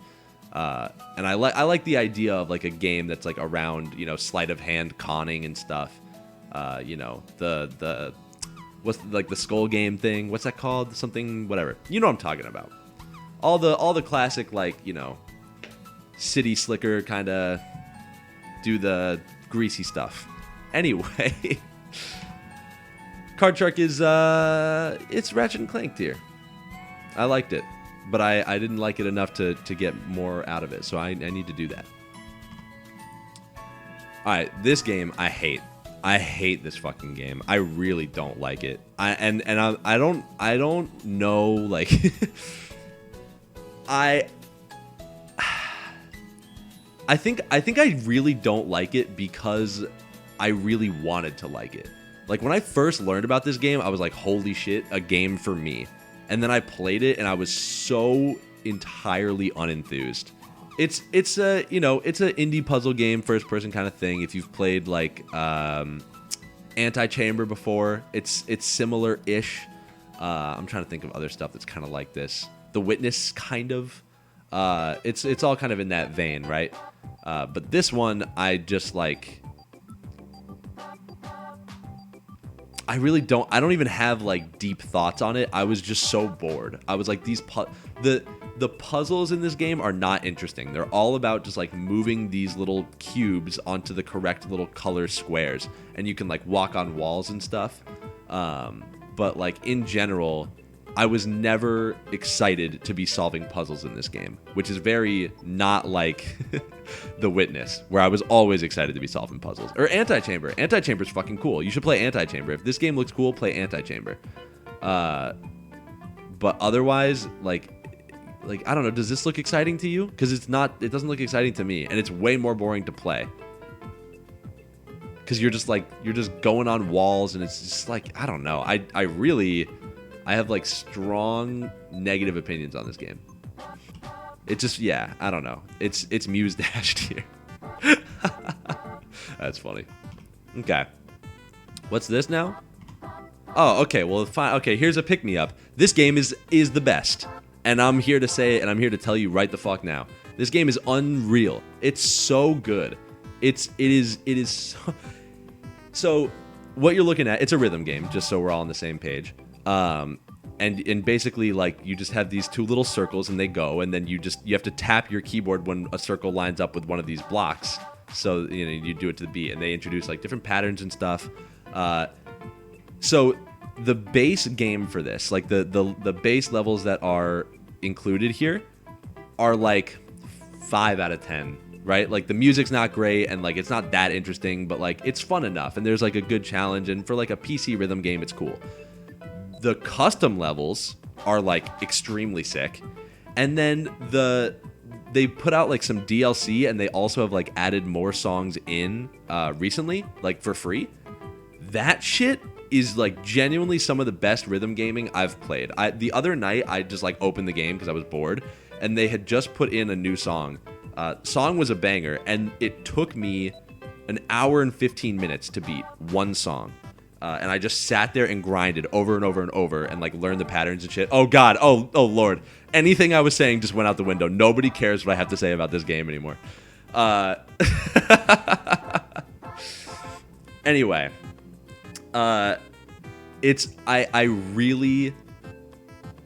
this game does some really cool things, and I'm being selective in like choosing to show this footage rather than the footage that I think is really cool, because I do think there's a strong component of like witnessing these things for the first time yourself. So if this looks even a little interesting to you, and you like rhythm games, it's like pretty cheap, I think, on Steam, and it's worth it. I really, really like this game, and it's made by the same people who made Rhythm Doctor. They made Rhythm Doctor. This is their first game, so it's great. I really maybe we could like Funny Everything Club that one. It's great. It's really good. Love it, love it, love it, love it. That's an S tier for sure. Great rhythm game. Really, really good. Okay, all right, so whatever. Fucking, what do you want me to say here, huh? It's Among Us. The new hotness.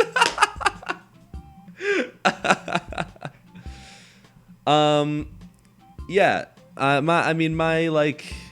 No, it's not gonna be Elden Ring tier. I don't care. Among Us passed me by, man. Among Us fall 2020, when it was new and poggers, I loved Among Us. Catch me playing it all the time. Now people are like, you know, they played with like all these modded roles, and you know, detective this and sheriff that, and it's like, you know, They're like, oh, I'm sorry, I can only get hard if I have like the cloning character in my Among Us game. And I'm like, can we just play Among Us? But no, it doesn't work like that anymore. I have not played the hide and seek mode, although Robel did say it was fun, and I do tend to trust his opinion when it comes to games. I would like to play the hide and seek mode. I wish I had, so that I could have commented on it here. Instead, I'm just gonna say that Among Us is the same game, and it's fine. And I don't dislike Among Us. I don't love Among Us. It's Ratchet and Clank tier. Among Us and B is also kind of funny. You know what though? I was interested in Among Us VR for like a minute, and then I decided that I was not interested in Among Us VR at all. I don't think I'm gonna play that game. I'm not interested. I don't think. All right, we carry on through the fire and flames. Yeah, I played this game this year. Isn't that kind of crazy? I would not expect me to play this game, but I sure fucking did. I didn't finish it though, because I don't really like it. I'm not gonna lie. I'm just gonna be honest, because I think honesty is an important quality, like, you know, between human beings. I think it's important, right? This game runs at 30 frames per second, and it drives me insane. And I understand that, like, it's a turn-based game, and so it shouldn't matter, but it does. And I hate it. I literally, if this game was 60 FPS, I would probably have finished it. But I just don't enjoy looking at it. It looks bad to me. Everything feels slow and everything feels weird, and I don't, for some reason, it really, really bothers me in this game. I think it's because it looks pretty good. Like, graphically, it's a good-looking game. But it just needs the extra, you know? I don't know. The other thing though, the real reason I really haven't stuck with this game is because I don't like the soundtrack. I think the soundtrack is not that good. Yeah, they got like Grant Kirkhope on there, I think, and he like flubbed. It was either Grant Kirkhope or David Wise. I'm not sure which of them, but it was one of them on this game, and it's not that good. Like, a lot of the music is very forgettable, and I don't enjoy listening to it. The gameplay is cool though. Like, the idea of like Mario XCOM is hilarious. I also don't like the Rabbids, which I know is like maybe kind of a tired thing to say, but I just don't. Like, I don't like them. They're annoying, and I don't find anything about them appealing. The game would be infinitely better if they were not in it. If they were not in it, I would have finished it 100%. Absolutely. But instead, they are in it, and so because of that, the game is in B tier. It's Among Us tier. We're moving forward, and this one's hype. So I played God of War 2018 this year. I bought it. Dude, you could literally copy and paste what I said, like, I don't know, 30 minutes ago. I bought it in 2019, and then I did not play it on PS4 because it was 30 frames per second. But on PS5, it was 60, so I played it. And I played it with the intention of finishing. No, it was not the same day. It was that I bought it in July because I saw a commercial that said it was $20, and I was like, what the fuck? This game came out in 2018, one game of the year in 2018, and now July 2019, it's $20. Why would I not buy that? But then I didn't play it because it was 30 frames per second. But on PS5, looked great, ran great, and I played it because I wanted to play Ragnarok, because, you know, Ragnarok was like one of the only big releases towards the later end of the year, you know, and like Pokemon, I guess, but I wasn't excited for Pokemon.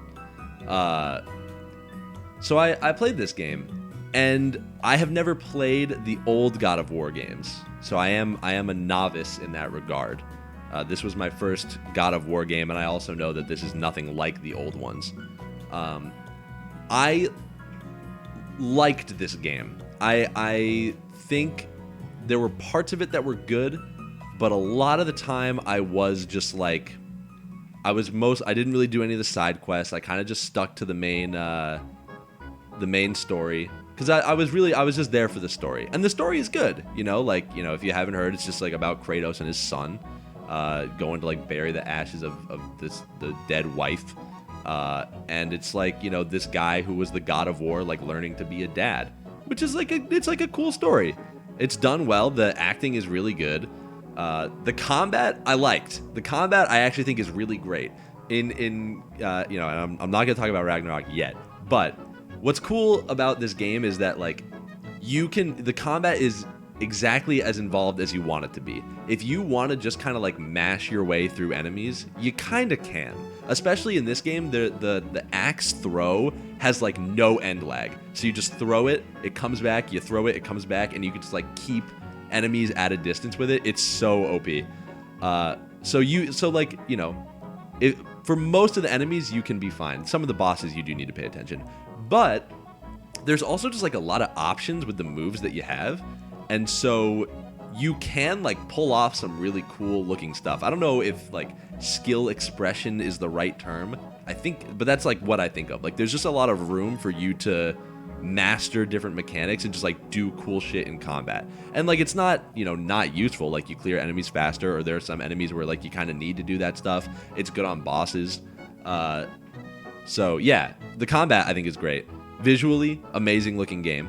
And the story was enjoyable. Like I definitely did not this was a perfect example of a game that, like, you know, such a huge deal in 2018. Everyone was talking about this game and saying it was like, you know, a 10 out of 10. It won Game of the Year. And I played it and I didn't see that. I saw like a really good game, but I didn't see like a masterpiece here. God of War, it's no masterpiece. Watch out for my my upcoming YouTube video. But yeah. That's God of War. You know, it's pretty much as good as people say, but a little bit less. God of War is A tier. God of War is really good. Just so we're all on the same page, the first God of War is really good. It's a really good game, and it's on Steam now. I highly recommend it. Like it's really good. I don't think it's like a 10 out of 10. I think it's like a 9 out of 10. It's really good. Okay, what is next? Oh, it's this game. Okay. So this game came out in Are you going to like show a thing? This is God of War. This game came out in 2021. I was so excited for it. I was so excited for this game. And it just didn't get there for me. So I played a bit of it last year. Played like the first like maybe 20 hours or something. Dropped it. Came back to it this year because I was like, I'm finishing games this year. And I got like 30 to 40% more through it. I'm like probably 20% away from being done with the game. And I dropped it again. I don't know that I'm going to get there. I don't know that I'm going to finish this game. I really do not find... So the gameplay, the combat, I think is really fun. I think they did some cool stuff with that. I really wish this was just a fucking Dynasty Warriors game, Persona themed, and not like this weird hybrid though. Like the bosses I find unbearable. I think the bosses are the least fun thing that like a game has done in a long time. Bosses are terrible in this game. And then also the story I think is pretty weak, and they make you spend a lot of time in the story. Like there's just like a lot of cutscenes and a lot of dialogue. The amount of good gameplay here does not like amount to the amount of bad stuff. Like it's just, you know, it's more boring than it is fun. The fun moments are rare. But like when you do just like have a huge horde of enemies that you get to just take down, that's super fun. But no, it's different. Like, you know, in other Dynasty Warriors games, like, you know, One Piece Pirate Warriors, it literally is just like big map, ton of enemies, mow them down as your favorite characters. And like there's some objectives, but like nothing ever gets too crazy. But in this game, there's like they basically like took Persona dungeons and then like peppered enemies into there. So there's still like you can still like sneak attack things, and you can still you know, jump around and like hide around corners, and like I don't know, there's specific rooms and puzzle. Like it's just weird. I don't have fun when I am doing all that stuff. What you're seeing right there, that's fun. I like doing that, but they just don't let you do it enough. Most of the enemy groups that you come across are like, I don't know, like 20 enemies or something. There's never just like a mass that you get to just destroy. So yeah, I don't know. This game is I'm probably going to finish it, but I just can't like stay on it. It's not, yeah, I guess it's B tier. I don't think so. I wish there was one in between tier here. It's not that these are ordered, but it's at the highest end of C tier. It's not the same as B tier. Okay, I'll make one. No, because then it's gonna fuck with my screen size, and I don't want to do that. I don't want to do that. Well, maybe I could just do that. And maybe something else will be in Persona 5 Strikers tier. Okay, now we have to zoom out again, though. Okay, this game is also sick.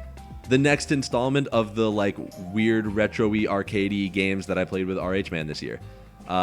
Zero Ranger is extremely dope. It's this game. What do you call these? A top-down shooter kind of thing? Yeah, a classic shmup. Thank you. Shmup. Yes. It's amazing. It's a Toho-like. It honestly kind of is, though. I mean, I don't know how like bullet helly other shmups get, but this one gets fucking nuts. Like, there's a lot of stuff that you have to dodge, and there's no like witch time or whatever. Music's amazing. The levels are fun. It's a little short, but like, you know, all of these games are. Yeah, I don't know. This is very much a what you see is what you get with this kind of stuff. Same the thing with like Streets of Rage and Wild Guns and whatever. But I just something about these kind of games just really clicked with me this year. I think like in contrast to my efforts to like complete more games this year, it was nice to have like shorter games where the idea is like it's just gonna be hard and you just have to like get through it, you know, rather than like a long, you know, Elden Ring kind of thing. This is just like a short. The fat is trimmed. It's all good. It's really good. I really like this game. Didn't finish it though because it's hard as fuck. So it's in A tier. Highly recommend it though. Hit up Blue Nugget. He knows, he's got the plug. Dude, it's Pokemon Puzzle League. I like this game. I like this game a lot. I think this game is so damn cool. Like even if we don't look at the actual gameplay, the fact that this game just like is what it is so raw. It's like it is such a Pokemon cartoon game. It's just the Pokemon cartoon in the game. And like when you're doing the puzzle solving and they play like the remix of the openings and stuff, like it is one of the only ways I felt genuine nostalgia. Like I don't really get nostalgic, I think, like in large part because like a lot of the things I grew up with I never really like parted ways from, you know, like I still play Pokemon. But like this specific shit right here was like, damn, because I'm not watching the first season of Pokemon anymore. Whatever. I only watch the cool shit like X and Y. Yeah, so that alone is cool. And then the game is really fun. I've never played Pokemon Puzzle League before. I've never played Tetris Attack before. I've never played anything like this before. But I played it with a friend of mine, and we got like super into it. It was, you know, fun multiplayer puzzle game. Panel de Pon, thank you. Really fun multiplayer game just to like sit down and have a few rounds of. It fills the exact same niche that like Puyo Puyo Tetris does when I play that with my friends, you know? It's like, we got 30 minutes to kill, let's like play this puzzle game. Easy to understand, hard to master, that kind of stuff. But I will say, the branding here does do a lot for me. Yeah. Like, it's just like funny. I just love it. And like all the sounds that the Pokemon make when you send attacks and stuff, it's great. I love this game. I think it's really good. Goes right up an A for me. Oh, the logo's GTA? Right, yeah, because GTA, I was like, I'm not even going to find fucking footage for this because it's just GTA. I'm putting B tier. I have actually nothing to say about GTA. My apologies. I forgot that this was here. It's GTA. I'm not going to talk about it, but it's on the list. Okay, now we're going to talk about Yakuza 0. So I am interested in Yakuza 0. I think for so true, guys, so true, so true. So I think like I think I messed up because I chose to play this game on stream, and it's not a game to do that with. There's just like a lot of dialogue and a lot of things to do that like a lot of downtime, and so it didn't really fit for me what I was trying to do. So I put it down. I definitely want to go back to it. I like the combat. The combat is cool, but it does strike me as one of those things where like, I don't know. I feel like everyone I know who's played these games has like 100 hours in every game, because there's just like so much shit to do in all of them. And then like, you know, part of like internet discourse and shit, like people will be like, you know, oh well, like you got to do all the side quests because the side quests are funny and like whatever, and like they probably are, but like if I do all the side quests, it's gonna take me 20 fucking years to play these games. So I don't know. I want to go back to this game and approach it in my own way, because I can see what everyone sees in this game.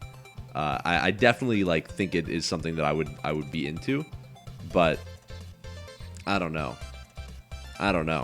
Because well, like when I say that I've been like trying to like beat more games this year, what I really mean is that I've just been trying to like just roll the credits, because I have had a problem in the past where like I want to do every side objective and like everything I could possibly do, and then I get like bored on the side stuff because the side stuff is never as good, and then I never finish any fucking games. So this year, like a big push I was making was just like, just roll the credits, man. Just like finish the game, and then if you like the game, do the other stuff, right? I think that's a decent way to think about it. But unfortunately, I had not yet adopted that mindset when I was playing this game. I was like, I got to do all this stuff, and there's so much stuff, and so I gotta revisit it later. So Yakuza 0 is C tier. It's a C tier for me. Okay, should be all good with the. Oh lord, dude. So I have this trailer, but like I don't know if we should watch this. I don't know, man. VR chat is. You know what, actually, though? I have very positive things to say about VR chat this time. Not that I ever had negative things to say about it. Should have just grabbed your own bot. I should have. In the past, I have been a fan of VR chat as just like a funny way to go talk to strangers. This year, I did it in VR, like actual VR for the first time, which was cool. But B, I had the fan server group, and we were like checking out all those cool custom worlds and stuff. That was really fun. That was like a really cool way to use VR chat that I hadn't done before. I do still think I personally have more fun just like hopping in a random lobby and just like talking to strangers. I think that is so fun in VR chat. I do that all damn day. I haven't done it in a while, although we're gonna. Yeah, I don't know. VR chat is cool. If there wasn't this just like permanent aura of just like a little bit of weirdness around this game, like there's just like some stuff in this game that you're just like what the fuck is going on there? You know what I mean? And so that stuff aside, it's cool. It is cool, and so it's a game that I'm very like eager to spend more time in and play around in, especially now that I can do it in VR, because doing it in VR is fucking sick. Yeah, dude, put me in A tier. I don't even care. Oh gosh, it's Crypt of the NecroDancer. Okay, I actually got really into this game this year. Tale as old as time. I've owned this game for a fucking long time, but I did not like it for so long because it's hard. It's a hard game to play, but for some reason, this year it finally just clicked with me. I honestly, a big part of it was that I learned that you can in the settings of this game you can like shuffle at random the built-in soundtracks, and there's like, I don't know, like 8 different versions of the OST done by like different artists and stuff, and then there's Danganronpa for some reason, and you can just like have it play random music all the time, which is cool. And I know also you can play to your own like MP3s, but I'm not interested in doing that. I want to hear like new music. So once there was like a little more variety in the music, and I wasn't just hearing the same song all the time, made the game more fun. Yeah, this game's good. It's not like, it's not my favorite game of all time, but it's a solid. I spent a lot of time on it this year. It definitely was a rewarding game to play. Okay, EDF 4.1. It's good, man. We beat this game this year. I was playing this with one of my friends. It's just the sickest. Like, it's actually just so dope. It's such a damn video game, man. It's just crazy. You just shoot these giant bugs, and then like eventually you're shooting aliens, and then you're shooting a dinosaur, and then you're shooting even more aliens, and then more bugs, and then more dinosaurs. Like, it just is so crazy, and there's so many explosions, and like, it's honestly, there were times where like the screen shake would like make me not able to think, because we would like play with like, you know, big bassy speakers, and then like the whole screen would be shaking, and the sound would be like echoing through my apartment. I'd be having a conversation with my friend, and I'd just have to like stop halfway through and be like, dude, I actually can't think right now, and I would like turn down the TV or just like take a break from playing. It's very visually and audioly, musically, sonically stimulating. Yeah, you pilot these big mechs at one point. It's just like, it's sick. And then there's like the way that you get upgrades and stuff is kind of cool. Basically, like, you kill the bugs and they drop, they have like a chance to drop like boxes basically, and you just like pick up all these boxes, and then you randomly get new weapons. All the weapons are like very interesting and fun to use. Some of them are just like big plasma cannons, some of them are laser beams, some of them are guns. You got like the traditional rocket and mortar stuff. There's a character that can like call in tanks and stuff. Like, there's just like a lot going on. And what fitting music for this footage. Yeah, I really like Earth Defense Force 4.1. It's an A-tier game. Great multiplayer, by the way. If you're ever looking for a game to just like chill out with a homie and play, it's got really good local multiplayer, split screen, whatever. Very fun. And online too. It's also online. Oh boy, dude, it's neon white. Also, I only just learned that the guy that made Donut County made Neon White. That is insane. What a crazy like dichotomy between releases. Yeah, so Neon White was the new fucking hotness, and it's not my thing, dude. I think so. I played like 10 hours of it, and I enjoyed the 10 hours that I played. But the reason that I put it down, and the reason I just like can't get myself to play it again, is because it's so like, okay, first of all, the visual novel stuff I will say is cringe. I don't like it. I don't think it's good. And I don't think it's fun. I don't think it's like, it doesn't I only like visual novel stuff if it's either like really well written or it like serves a significant gameplay purpose. Like in Persona, you do the social link stuff so you get like benefits, right, for your party and whatever. This game is not like that at all. You do get like the challenge levels, which are kind of cool, but they should have just let me do those without having to talk through all the cringe shit. The gameplay is fun. I love the visual style, and the music is cool.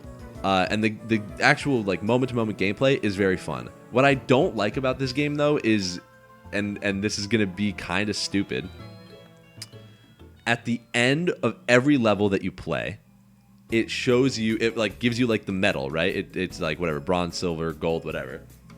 And there's like the part of you that's like, you gotta get the platinum one. The red one I don't fuck with. That like, I can separate my mind from that as like, that's not a goal I need to achieve. But the diamond one is like what I want to get on every level, which like that alone is hard. Getting the diamond medal or whatever it's called on these levels is hard. You have to be like really good, and you have to really figure out every level. It's like solving a puzzle, except once you've solved the puzzle, you have ace medal. You solve the puzzle, and then you have to be sick enough to actually do it. So both of those things are difficult. And then, you know, so actually just on that, right? Like just on that, that's why I spent 10 hours of this game, and I don't think I'm even halfway through, because like I need it.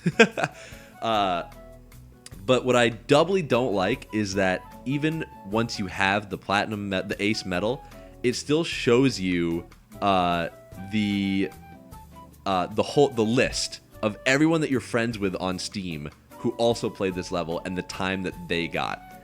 And like every time, bro, every time I would look at that and like everyone's got better times than me. After I just worked my fucking ass off to get this ace medal, and I'm getting filtered by all of my friends. And I'm like, it doesn't make, because what that does to my brain is that like, okay, so like I did it, but I could have done it even better. Whereas like the feeling that I should feel when I get the ace medal is like, wow, I did that as best as I possibly could. Even though I know that there's still like the red medal, and I understand that.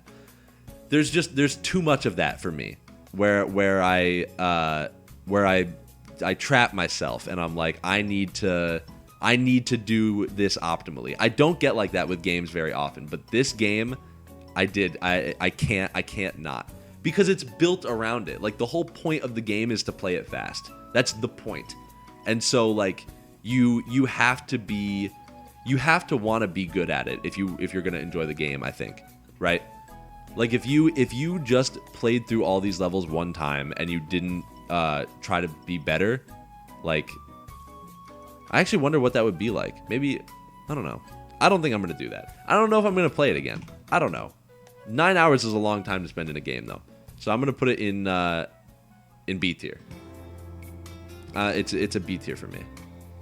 The other fucking stuff in this game was not enjoyable enough to gap those the gameplay stuff. So cool. Neon White. Okay, look, I did it. I played TMNT Shredder's Revenge, the next of the RH Man series, / maybe questionably the last. Not sure yet. So it's basically, I'm not gonna like spend even that much time here either. It's Streets of Rage tier. It's B tier for me. It's the same game. Those two games are the same to me. I don't have any personal attachment to the turtles. I don't really care about the turtles, not much. Honestly, also like Streets of Rage, best thing about this game, the music, for sure. Music is sick. Absolutely dope soundtrack. But in general, the gameplay didn't really do it for me, and it was just a beat 'em up. We didn't finish this one, so and I don't know that I'm going to. And this one is also like $25 and 2 hours long if I did beat it. So I don't see it. Maybe it's just not my genre. I think I fall into the trap of like, because other people in the space like a thing, that like I should be able to like a thing because I like pretty much all the things that people like, right? Like my taste is pretty broad. I like a lot of stuff. But like with very specific things, like I guess Kirby and these games, so many people are like, you know, losing their gourds over these games, and I'm like, I don't get it. So maybe that's just like what not liking something is, and I need to accept that. But anyway, yeah, I'm gonna pop this guy into the B tier, right next to Neon White. Oh man, oh fuck, I forgot this was on here. Oh dude, this one is gonna suck. I hate this game. I really don't like this game. I actually really don't like it at all. Probably my least favorite purchase of 2022. I don't like this game. And everyone loves it. And everyone loves it. No, I did not finish it. I dropped it. I played let me think. What campaigns did I play? I did the prehistoric one, I did the ninja one, and I did the like wrestler one. And yeah, okay. I did prehistory. I think I did China. I know I did Japan. I started the Wild West. I did the strongest. I did not do this, and I did not do this. And I didn't do this. I did do the China one though, I think. Maybe not. I don't know. this game is not fun. I don't find it fun even a little bit at all. I don't understand. Like, I did not meet Wild Matsu. No, there's no like this. It feels like a skeleton of a JRPG. You have a party, and you can like level them up, and like you can equip them with gear. But every campaign is like at most 2 hours long, maybe 3. And it's like, what are you gonna, you're not gonna, there's not enough stuff to like find in that amount of time to the point where it matters. And so like, even if I actually never watched this trailer before, even if, I don't know if this is the case, I don't know that I want to know if it's the case, even if it happens that like, once you beat all the campaigns, they like come together at the end for like a last final campaign or something, and every unit has the stuff that they got. Even if that's true, that still wouldn't be worth it, because then the game would end after that. Like the whole reason that I like RPGs are because you like have a thing, either your Pokemon or your party or whatever, and you like do the fighting and you get the experience, you level them up, they get stronger, you can get items, you can get equipment, like you're like doing a thing. Yeah, like you're building, you're making a strategy. In this game, there's none of that, because you can start to do it, and then by the time you're like working on it, the campaign is over. I don't understand what the appeal is. This one in particular actually just blows my mind, because so many people whose opinions I respect say that this game is good, and I don't see it. The other thing that drives me insane, by the way, is that the combat doesn't have like a mana system. It's like it's turn-based combat that doesn't have mana, and so there's like no resource management or anything. You can just pick the move that is good every single time, and so like I found the combat extremely simple. I thought there was no depth to it, and I no single battle in this game made me think. I was like, I'm just going to use my strongest move on my guys. Oh, is this enemy like resistant to my strongest move? Okay, I'll just use my second strongest move, which isn't resistant. Like, I don't know. And it runs at 30 frames per second, which is like way to soil like a pretty beautiful looking art style. Man, I don't like this game. I don't like this game. I don't like the music either. You know what is crazy? You know what is fucking nuts? Is that for all the campaigns, the final boss theme is the same.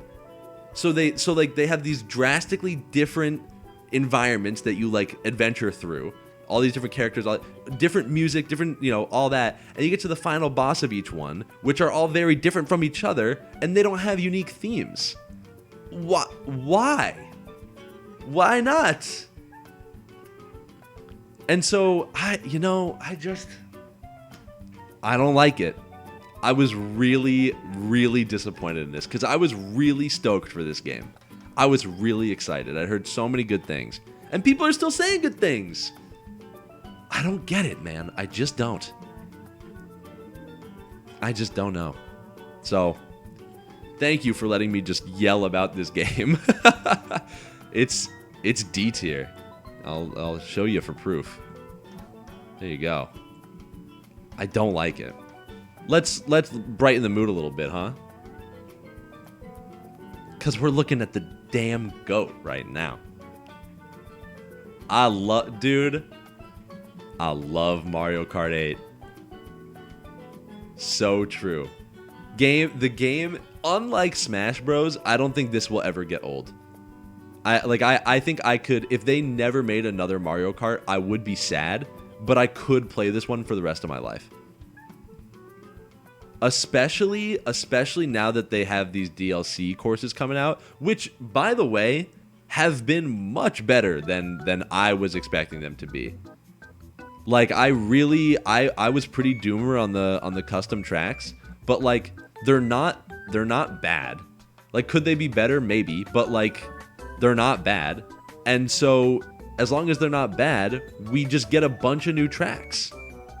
So like 48 new tracks, doubling the amount of tracks in the game is fucked. That is crazy that they're doing that. It's so sick. I'm just really excited to keep playing Mario Kart. I really, really want them to make another one. Like, for sure, I need them to make another one. Also, new characters would be cool. Absolutely. But if they had to pick any Mario Kart to, like, build on top of, I'm very glad it was this one. Because I love this one. I don't like Double Dash, but we're not talking about Double Dash right now. Yeah, so Mario Kart is in the S tier. Absolutely. Not up for debate. Ah, shit. It's multiverses. I don't think this is going to be that contentious a take, though. I don't like this game at all. You know, people were trying it out for a while. I could see maybe like what's like a little bit fun about it. But nah, not my thing. I think I have a more particular sore spot for games that are trying to be like Smash but are not Smash. Like, I do not like Rivals of Aether or like at all. Even though I understand that like that game is good, it's not Smash, and so I don't like it. And this game is like 1,000 times worse than that, in my opinion. It's a cool idea. I like the idea of a fighting game with these characters. Fact that it's free is kind of neat. But yeah, they just yassified Smash Bros. and it's not really for me. So Multiverses is I don't have like vitriol towards it like I do with Live Alive though. So it's gonna sit comfortably in the C tier with Yakuza. Oh fuck, dude! I can't believe it's a double whammy. This game also makes me very mad. This game. I feel so betrayed by this game. First of all, I said it when I was streaming it before. Anyone dunking on High on Life right now needs to play this shit because it honestly might be worse. It really, like, it's unbearable to me.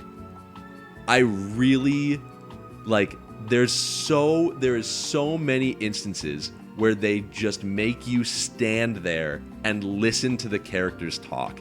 And the characters all sound the same. They're all like it's all the same shit, right? And they're saying stuff that's like not funny at all. And you just have to stand there and listen so that you can like get your next quest objective. The other thing, like this game has been something that I have been asking for like almost my whole life. Like the idea of a fantasy first-person shooter has always extremely appealed to me. I was like, why is every like first-person shooter either like sci-fi or like war themed? And then like, well, no, not even Splatoon. That's third. I always wanted a game like this. And it came out, and I feel like they were close, but they didn't commit hard enough. Like you said, like there's still just like guns. There's just like a bunch of guns and stuff, which feels weird. I don't know what they could have done, but I wanted them to be like a little more fantastical with it. Like it's like a fucking rocket launcher. I just, you know, I don't know. They fell off. I wonder like what I would think about going and playing Borderlands 2 right now, and you know. I'm curious to see if I would find that game as annoying as I find this right now. Like, maybe I was just okay with it being... Because I know it's annoying. But I thought it was fine when I was younger. But I don't know. I should check. Yeah, I bought this game to play it local co-op with my friend. And we played, like, a couple sessions of it. And like, on our last session, he literally just, like, turned to me. He was like, dude, I'm so bored. And I was like, all right. And then we just dropped the game. Like, we actually just got bored playing the game. It was not fun enough to keep playing, which is a shame. Because, like, the overall... Right, the framework is good, right? Like, the RPG stuff is cool. And I like the loot drops, and I like getting cool new stuff. But, like, it just wasn't enough. It wasn't enough. The gameplay is not really my problem with this game. Although it kind of is. I don't really like the way they did the world either. I don't know. Yeah, it fails. It's going down in the dirty dumps. There you go. Right next to Live Alive. I don't like it. Don't play that game. It's not fun. And that's the end of my sentence. Next. Oh shit. Oh no. Oh shit. Okay. I did it for Pyromide. I do it for my brother. No, look, there has always been a part of me that has been curious, right? Like clearly people be playing this game. And the people who be playing this game be saying it's good. And I've always been curious about it. I tried it once years ago and I didn't like it because it was just like very clearly free-to-play Breath of the Wild ripoff, which it still is, but I feel like it's at this point evolved into more of its own thing. I really gave it a shot. I played maybe 10 to 20 hours of this game, and I just couldn't do it.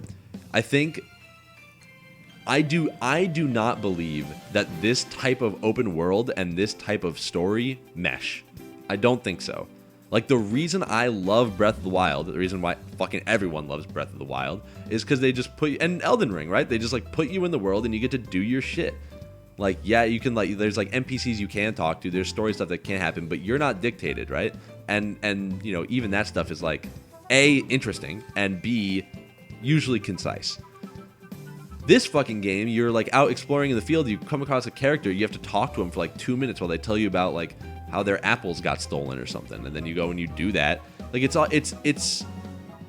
not a good combo to me. That is what I can't get past. Like, either let me just like do all the exploring stuff or let me do the narrative stuff, but intertwining them like that does not work to me.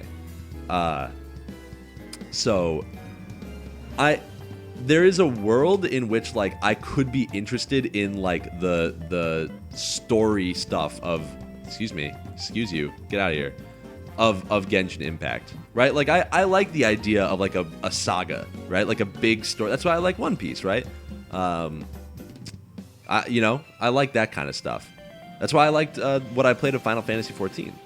So I could be into it, but the gameplay just doesn't do it for me. And I don't think the combat is fun, and I don't like the gacha mechanic, and I don't like the equipment stuff, and there's just like too many numbers on everything. There's like too many currencies, and it's just like, man, dude, I played it for like 20 hours, and I still had no fucking clue what half the shit did. It's just a lot.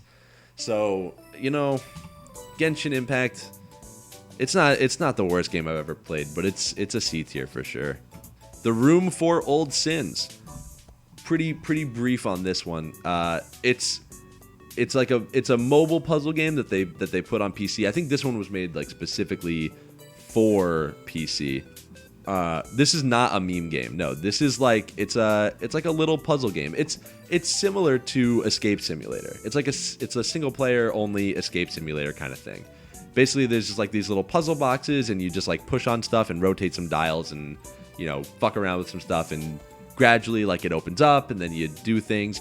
It's, you know, and then there's this like weird seeing eyeglass where you can like look at shit.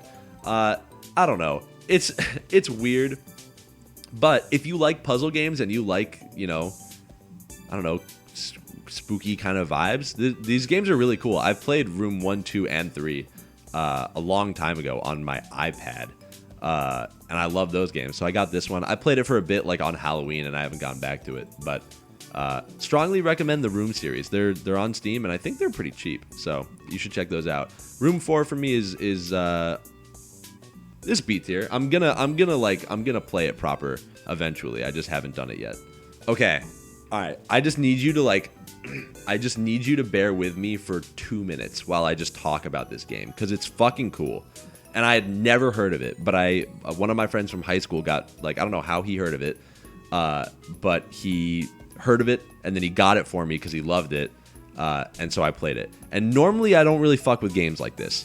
It's like a turn-based strategy kind of game, where you know, like you have your units and you can position them, and then there's waves of enemies that come, and you can like dictate what they do. So it's like XCOM-ish. Yeah. XCOM is a good analog, except it's also a roguelike. So there's like permanent progression through there's runs, and then there's permanent progression through those runs. You can like carry your units with you, and then you can like customize their stats, their abilities, their equipment. There's just like, these games piss me off a little bit because they're not. I think these are like the antithesis of an accessible game. Like you look at this and it doesn't look instantly like, okay, I can understand what's going on there, right? And I would go a step further and say that like if I had not been like stealth gifted this by my friend, I probably would never have played this, right? Because like I would never have heard about it, and even if I had, not my thing. But it turns out that it actually is really fun, and I don't know, if these kind of games aren't usually your thing, I would encourage you to just like give this game a look. I don't know if they have a demo or something. I mean, you can always just get it on Steam and refund it if you don't like it. You should be able to tell within 2 hours if it's for you. But sometimes you just gotta like take a shot on a game, and I think this is a game worth taking a shot on. It's not like my game of the year. It's not even like gonna be an S tier for me, but I played it. I don't know exactly how much I played it. At least like 10-ish hours. The game is good. Look into it if it looks interesting to you. I'm gonna put it in A tier. Last spell. And then I'm gonna move on with my damn life, and we're gonna talk about whatever is next. Oh, it's the Jackbox Party Pack 4. Except asterisk, it's actually just Fibbage 3, and I just stole some random YouTube channel's Fibbage 3 footage. So I was just too lazy to make a Jackbox Party Pack 4 or Fibbage 3 specific thumbnail, but all I played of this was Fibbage 3. Fibbage 3 is peak. Fibbage 3 is like the best. Yeah. Fibbage 3 is like the go-to game that I play with my family. Like whenever we're like trying to have like a family game night or something, we just play Fibbage. Cause it's so sick. Like it's very fun. Like you just get to flex your imagination in kind of a creative way. You just no. Okay, so this is my hot take of the year. Everybody loves the Fibbage 3 all about you mode, where like all the questions are about all the other players. Nah, dude. I hate that shit. I absolutely hate that shit because like if you it adds this unnecessary layer on top of what is already a cool game. Like Fibbage 3 as a game is cool. I like it. When you add the extra layer on top of like, okay, it's Fibbage, but also like, how well do you know everyone else in this room? And then it's like, okay, if I'm with a group of like, let's say me and 6 other people, and 4 of those people are like close friends of mine, and then 2 people I like don't really know. When I have to enter a lie for the people I don't really know, it's going to be very obvious what the answer is. And then it just like creates this weird situation where it's like, oh, like you thought that it's the whole thing. I just don't like it. I just don't fuck with it. And I think that like, the humor that people like in that mode can be replicated in regular Fibbage 3. Like you can be funny in Fibbage 3. It's very easy and fun. Right. Like, oh my, you would never catch me playing Fibbage 3 all about you with like Discord friends. Well, I mean, I don't know. It depends. But like the questions are fucking weird. Like, it's not like I don't know any of you, but also like, I don't know. If the prompt was like, this person eats this every day for breakfast, it's like, well, I don't fucking know. What am I gonna write there? It's like, I don't know, Final Fantasy 14, whatever. So anyway, yeah, no, Fibbage 3 is goated. Fibbage 3 All About You is not goated, but it goes in the A tier. All right, love Fibbage. Next, oh, it's Clubhouse James. Pretty quick and easy one, right? It's just Clubhouse games. By the way, we are now in the games I played with my family segment of the tier list. I love Clubhouse games though. How could you not love Clubhouse games, right? It's just like a very cozy little collection of games. The quality is like pretty good. Like it's there's nothing too deep, but nothing feels cheap. And yeah, I break this out whenever like my family rarely wants to play video games. We'll like play the blackjack or my mom really likes the golf, which is funny because the golf is like, let me see if I can find it. Here it is. Hold on. Look at this. Yeah, my mom goes crazy over this shit. I'm like, really? This the game that she likes. So, yeah, Clubhouse games is cozy. I'll give it a B tier. Yikes! It's the great Ace Attorney Chronicles. World's biggest Ace Attorney fan still has not finished this fucking game. I can't get there. I don't know why, but I like. it's not grabbing me, which is insane because so many people say that like this game and its sequel are like goated. I just started the 5th case of the first game. And I know that the second game is like where it pops. And I know that like once the second game pops, the first game is like retroactively better. Cause it's like, oh man, like they were whatever. Like I get it, I know that. But that doesn't change the fact that the first game is just like kind of whatever. It's not, I mean, it's not bad, but like it did not grab me the same way that the original trilogy did, or like Apollo Justice did. I have to like make myself play this game, and when I do, I don't have a bad time. But like, I don't know, I played 2 cases last year and 2 cases this year, so I'm on a 2 case per year tear right now. So we'll see how that pans out. But yeah, I don't know. I'm gonna put it in the C tier, maybe? Well, no, because I'm gonna finish it. Okay, it's Persona 5 Strikers tier. Switch, boom. Sports, boom. Okay, yeah, no, I don't like this one at all. I bought this because I was like, you know, it's the new hotness. Casual multiplayer game to play. It's so soulless. Okay, I will say, the sword fighting mode is hype. The sword fighting mode, my friend and I played in my living room for like actually 3 hours, and we were just like screaming at each other. It was hype. We got into it, but other than that, everything else kind of just sucks. Like the tennis and the badminton are whatever. The volleyball is weird. I did not like the volleyball that much. It's like the opposite of what one of these games should be. It's not simple. I mean, it's simple, but it's just weird. It's kind of cringe. And then the sword fighting, and what's the last one? Oh, they did just put in the golf, which I have not played, but like I'm not gonna go back for Switch golf.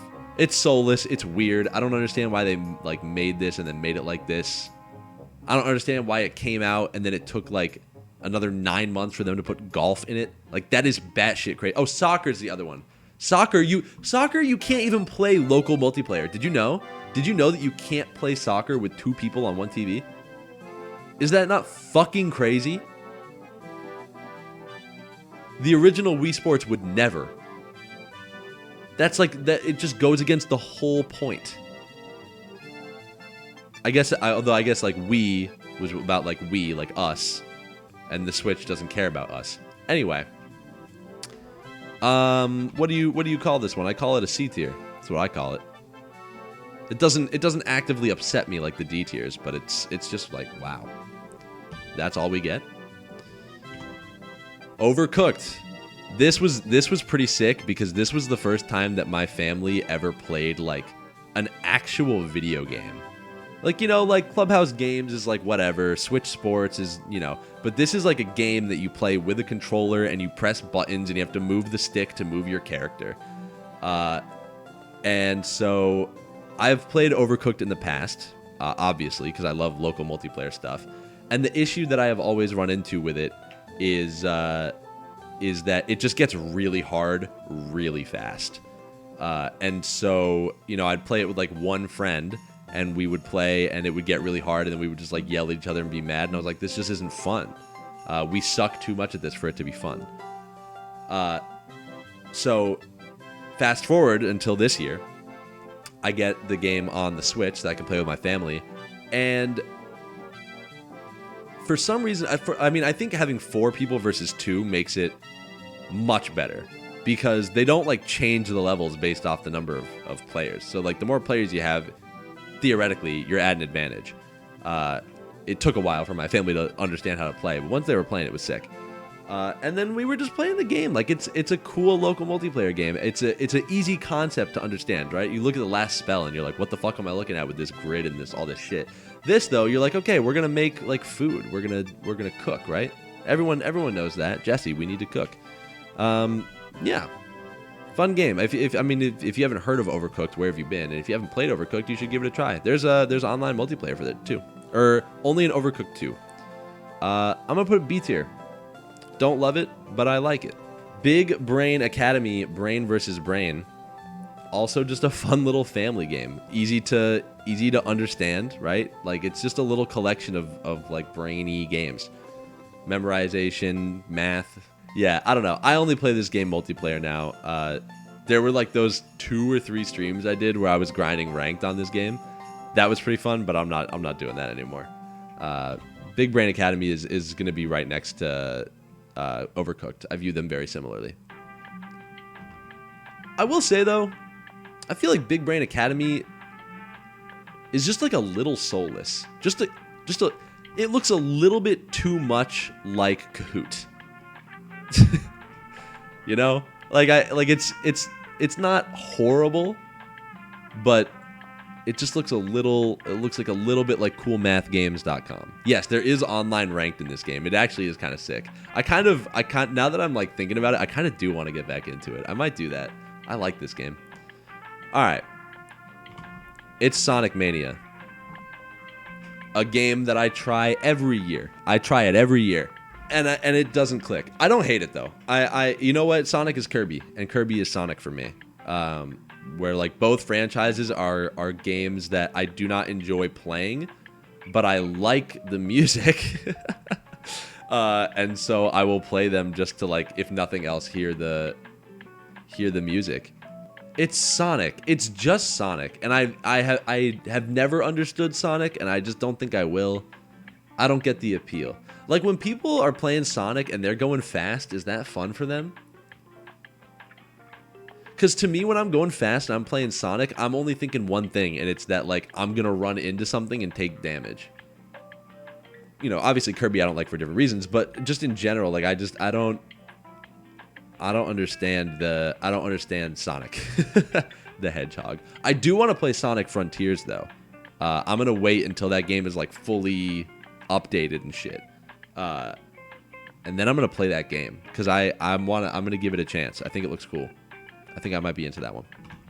Sonic Mania though is just never gonna really hit for me, so it's a C tier. Yeah, I don't know. I was like on the fence about putting this in here. How is one supposed to rank Tabletop Simulator? Do I rank the games I played in Tabletop Simulator? Do I rank it like as a piece of software? Is it a game? I don't know. Yeah, I mostly just used it to play The Binding of Isaac 4 Souls, which and I forgot to put that on here too. Okay, well, if I was ranking 4 Souls, the card game that you play on a table with real people that you can, you know, see and fuck with, it would be S tier. But Tabletop Simulator 4 Souls with Blue Nugget is like C tier. Because, you know, everyone goes Exodia and takes like 20 years to do their turns, and then nobody knows the fucking rules. Oh my god, and nobody knows the fucking rules, but I know the fucking rules because I play the game all the fucking time. And so we'll be playing the game and someone will be taking their turn, and it's already taking like 20 fucking minutes. I haven't done a thing in like 20 minutes, and someone's doing their turn and they're like doing some crazy shit, and then someone's like, can you do that? And I'm like, yeah, you could do that. And Blue Nugget's like, no, can you do that? Sorry, I'm being mean. I love Blue Nugget. He's a great guy. He's one of my best friends. Anyway, Tabletop Simulator is B tier. It's a thing that simulates tabletops. It's Okami. I played this game. I did not finish this game, but I liked this game. So it does suffer the same fate as, unfortunately, many others. It is locked at 30 frames per second, despite getting an HD re-release like 3 years ago on PC. I don't know what, I don't understand. But at least this game, like, the art style kind of works with it. Like, it makes it feel like a, you know, like a painting, you know? It's not as bad in this. I don't mind it as much. And the gimmick of this is cool. I don't know if you guys ever played Okami before, but basically there's just like a mechanic where, oh, it's going to show it right here, huh? Hold on. Look at this. So you basically like, take the whole world you're looking at and it like puts it on a piece of paper, and then you can paint on it, and then it will like put a bridge there or something. And so like as you play through the game, you like learn new brush strokes that you can do to like do different spells and stuff. It's cool. It's kind of Zelda-y. It took me a while to like be interested in the story and the characters, but there's one character that's actually pretty funny, which I don't usually laugh at things that are supposed to be funny, but this one character is kind of funny, and it gets better. So I like this game. I dropped it because I picked up something else, and I haven't gotten back to it yet. But I would like to finish it. I definitely would. I'm gonna say Okami goes B tier. It's as good as simulating tabletop games. Okay, so this is Deltarune Chapter 2. I just grabbed footage of like a regular run of this game, but I am specifically talking about the Snowgrave route because I did that this year. It's so interesting to me that I was so against the idea of this game having an alternate route, and I was just wrong for it. Like for a whole year, I was like, I don't need to know like what goes on in the other route, because I was excited when the game got announced and it was like your choices don't matter and like whatever, there's one ending. I was like, okay, cool, we just get like a cool Toby Fox story and we don't have to like worry about the other shit. And then when I learned there was another thing, I was like, I was kind of bummed. I was like that, now it's like it's just Undertale again. What I failed to realize is that, I mean, sure, it's like kind of Undertale again, but the difference is that this game is so much more centered around like your party and like the characters. Like in Undertale, when you're like killing everybody, whatever, like it's just you. But like in this game, because there's like multiple protagonists, having these things happen like has bigger implications on like the world. Plus, just like the way things are set up, right? It's cool. I'm actually very interested. I'm very excited to see like where this is gonna go. Like Pyro just said, like how this is gonna affect the future chapters and stuff. But I'm very, very positive on this game. I really wasn't for a while, but I'm glad that I was able to stay like unspoiled enough on the alternate route to like play it blind still. Yeah. I'm just really looking forward to it. No, I still think there is going to be one ending. But I think like how you get there might change, which is, that's fine. Yeah, it just like the whole thing was really cool to experience. Like as you're doing it, you're like, this like can't actually be doing anything, right? It doesn't feel like it should. But it do, and it's cool. So it's not an S tier for me quite yet. I need to see more, but it goes in A for sure. Okay, played up, yo. Pay attention. This game goes hard. This game, I saw it at first and I was like, it's just Overcooked, but you can like design your own restaurant, which at its simplest, yes, that is what it is. Or like, yes, roguelite Overcooked. Yes, that is the most accurate way to describe it in brief. But it's really great. It's so much less stressful than Overcooked. Overcooked gets hard because like it throws just like crazy level mechanics at you. Like, you'll be on moving platforms or like shit will just randomly happen and it's just crazy. Whereas in this game, shit only gets hard if you are not like smart enough with how you're laying out your restaurant. And so like you can get to the point where you can have like things automated. You can like, look at this, look how fucking crazy this is. And that's all like designed by you and whoever you're playing with, like as you play. It's almost a little similar to Ultimate Chicken Horse in that regard, where like in Ultimate Chicken Horse, you're building your level. And like how well you do like depends on how well you built that level. And I mean, the other people are building the level too. But in this game, it's like if the better you can arrange your restaurant and plan out how you're going to do things, the better you're going to do. And then the game's going to like throw you some curveballs. Like every couple days, they make you take like a new dish or like some perk that's or what's the opposite of a perk? I don't know. Some like downgrade where like maybe like people will be less patient or like you earn 25% less money or something. It's cool. There's just like a debuff. Yeah.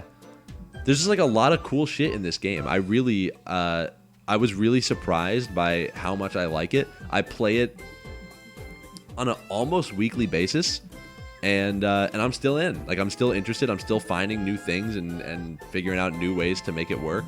I think this is like the sleeper hit of the year. It's a S tier for me. I put it all the way up there. I really, really like this game. I think it's great. It's Super Mario Maker 2. I played this once. Played it one time with Robel and I think Gutsy and a third party. Maybe Rory, maybe? Mario Maker speaks for itself, methinks. I don't have much to say. Hold on. I'm just configuring.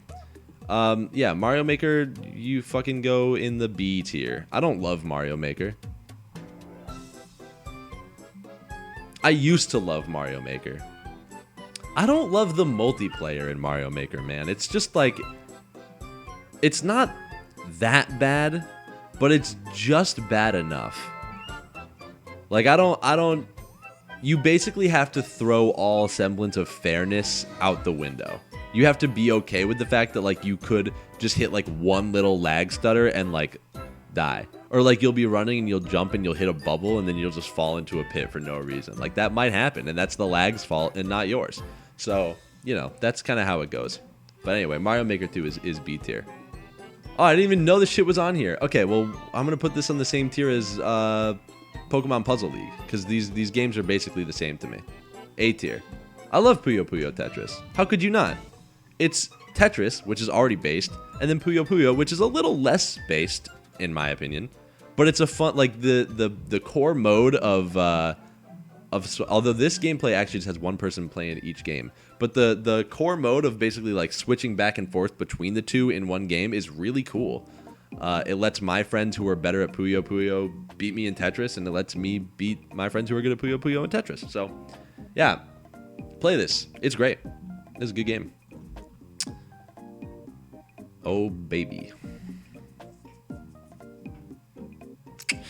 Uh-oh. Whoops.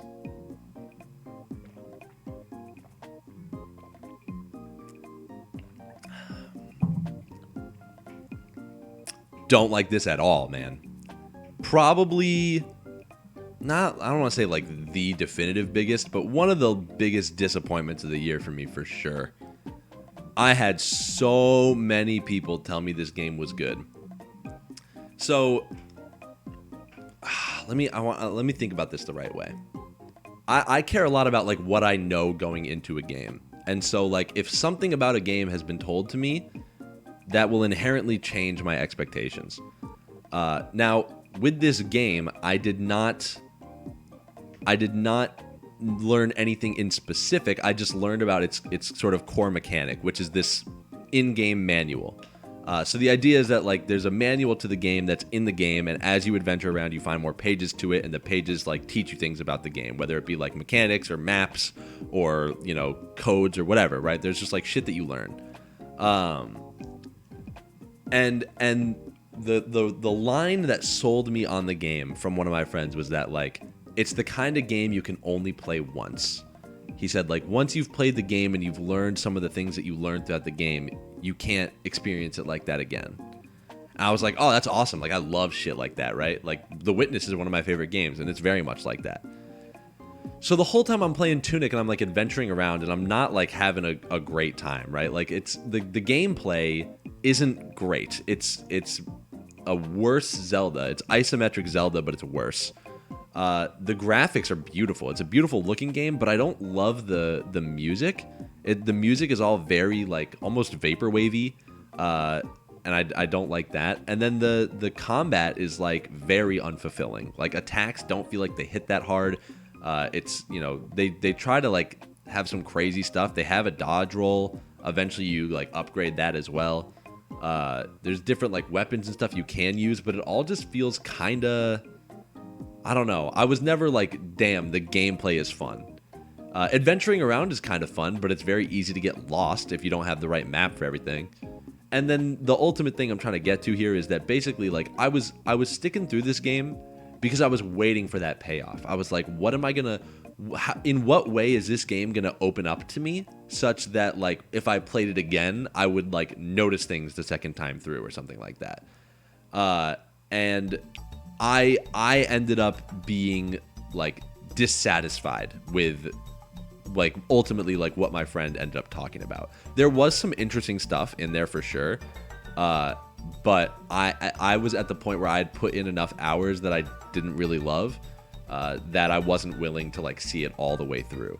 So yeah, I don't know. I really, really wanted to like this game. I was so excited for it. It came out in like, I don't know, June or something for Xbox and PC. But it didn't come out on PlayStation until September. And the whole time I was just so eagerly waiting. But it was a bit of a letdown. So not horrible by any means, but like it's Sonic tier for sure. So RIP Tunic fans. Okay, yeah, and then this is where I actually just go to hell. So I played Persona 3 Fest this year, and I really do not like this game at all, which is just a bummer, because I love Persona 5, I love Persona 4, and I cannot stand Persona 3. I can't do it. I can't. Okay, so let's just take like a brief second and just talk about the annoying discourse first, right? So there's the whole thing of like, okay, so should you play Fest or should you play Portable? Okay, well, if you play Fest, then you have like, you know, actual overworld to explore and like things to do, but you can't control your party. And there's no like female main character. Oh, but if you play Persona 3 Portable, you get 2 main characters that you could be, and also you can control your party members. It's like, oh well, then just like play the PS2 one and then just like use the mod to control your party. But it's like, maybe I am the asshole for not wanting to do that, but like I already did work to play this game. I got an emulator, I got a PS2, and I got the game, and I like did all the setup that I needed to do. And then I got the HD texture pack and put that in, so it was looking good. It had a lot of class, but then I couldn't control my party members. And like, could I have just taken that extra step? It probably would have taken me like 10 minutes tops. But I didn't care enough. The thing I really like, even all that aside, that's just discourse shit. I don't like how this game opens, and I gave it a fair shot. I got all the way to the end of like the train segment, which is like, man, I don't know, between 5 to 10 hours deep. I don't know. I talked to the social links a whole bunch, and you know, listened to the music. The music is good. I like the music, although it's not anything compared to 4 and 5. But I don't really like these characters. I don't like that like there's already like a conflict going on that like you are sort of in the middle of, and then like you're like getting to know everyone at the same time, but like not really. I don't know. I don't like it, man. I don't want to play it. I'm not going to play it. I'm dropping this game, and I'm not going to play it. However, I might play Persona 3 Portable when it comes out on Steam. Or on Switch, rather.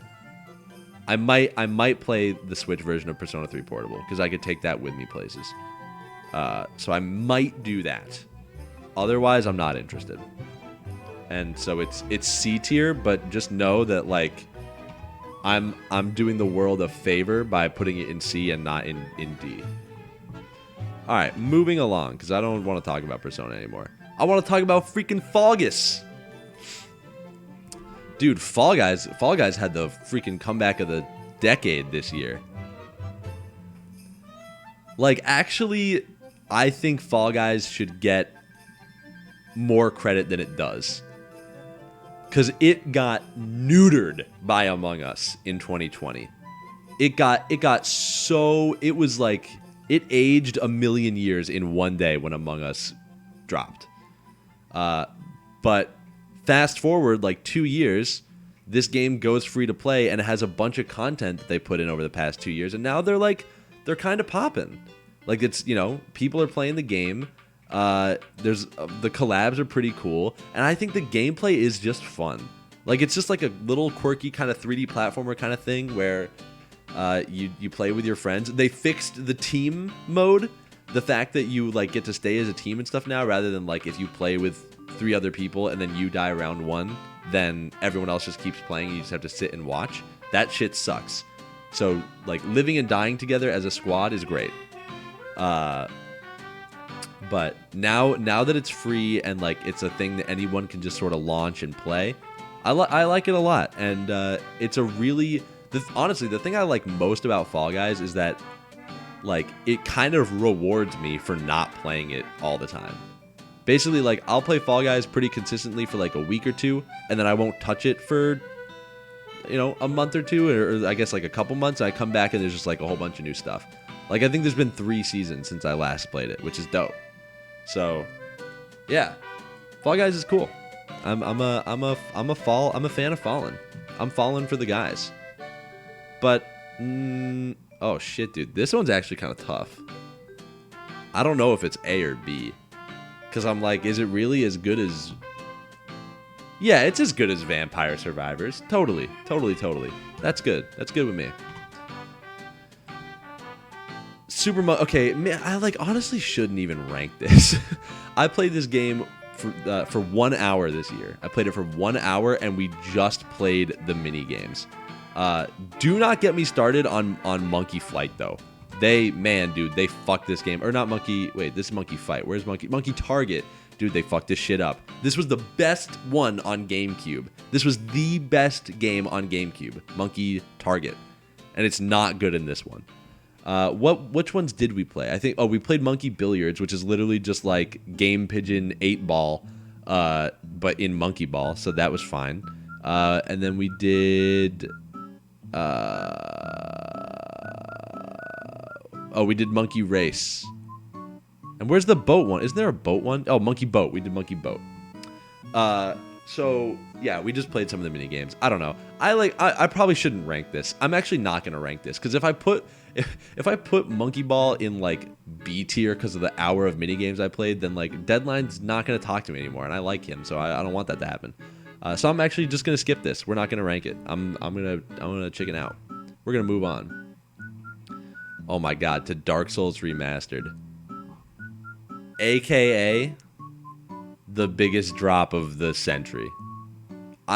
You can't tell me I didn't give it a shot. I streamed this game all the time, and I'm just done. I just don't want to play it anymore. I'm sorry. I tried. I gave it everything I had, and I just don't want to play it anymore. I really don't want to. It's not fun. Like, the only thing I enjoy about this game is the feeling that you get when you beat a boss, right? And I could get that same feeling from a game that doesn't feel bad to control and doesn't look horrible. Like, I don't think the remaster is like the worst looking game, but it's still like, it has not aged well. You really think I should finish this game? You really think that I'm gonna have a moment? You think I'm gonna have a moment when I finish this game? I don't think so, man. Okay. I mean, I'm so close that I'm not being 100% honest. I could not live with myself if I never actually finished this game, right? Like, I am pretty close. I'm like 80% of the way there or something. I'm close. But I've had less fun playing this game than I have had fun playing this game. More of it has been not fun than it has been fun. I did play Dark Souls 1 first. I played Dark Souls 1 like in 2014. I got to the Bell Gargoyles, and then I stopped because I didn't like the gameplay. And then I played Elden Ring, and I was like, okay, I understand these games now. I like this. And then I went back and played this, and I kept going because I played Elden Ring. And there is that one boss, like in the DLC zone or whatever, that was like kind of cool. That guy I want to fight, actually. Everything else was just like, oh man, I don't know. Yeah, Artorias. Artorias is based. Yeah, I don't know. It's a C tier. I don't care for this game. I might finish it, but if I do, I will never play it again. Of this, I am certain. Yeah, I'm pretty close. I'll just fucking do it. Don't worry, I'll fucking do it. Don't worry. Alright, so yes, we can sit here and we can talk about it, but let's just get what is important out of the way, which is that this goes into here, and we just make sure that we're all on the same page about that, because this is the real shit. This is what they cooked. You know what? You know when they're saying, like, what were they cooking? It was this. They were cooking this. This is the new hotness. My God, this game is so good. Are you joking? I just started it again on a whim because I was like, I didn't know what else to do and I wanted to play something. And for whatever reason, I was not expecting it to pull me back in like it did. I played this game compulsively, and I liked every single level. This game doesn't miss. This game does not miss, and I also prefer 2. I also am a 2 prefer, but I think I have come to appreciate 1 a lot more. This is the first time I've replayed 1 in like at least 8 years. So I think like I am appreciating what 1 does a lot more because I've played 2 more recently. But man, like even levels that I didn't like as a kid. Like as a kid, I hated Space Junk. I hated Battle Rock. I didn't like what's the galaxy with the Bouldergeist guy. I didn't like that. But like this now, every level was just like hit after hit after hit. It was so good.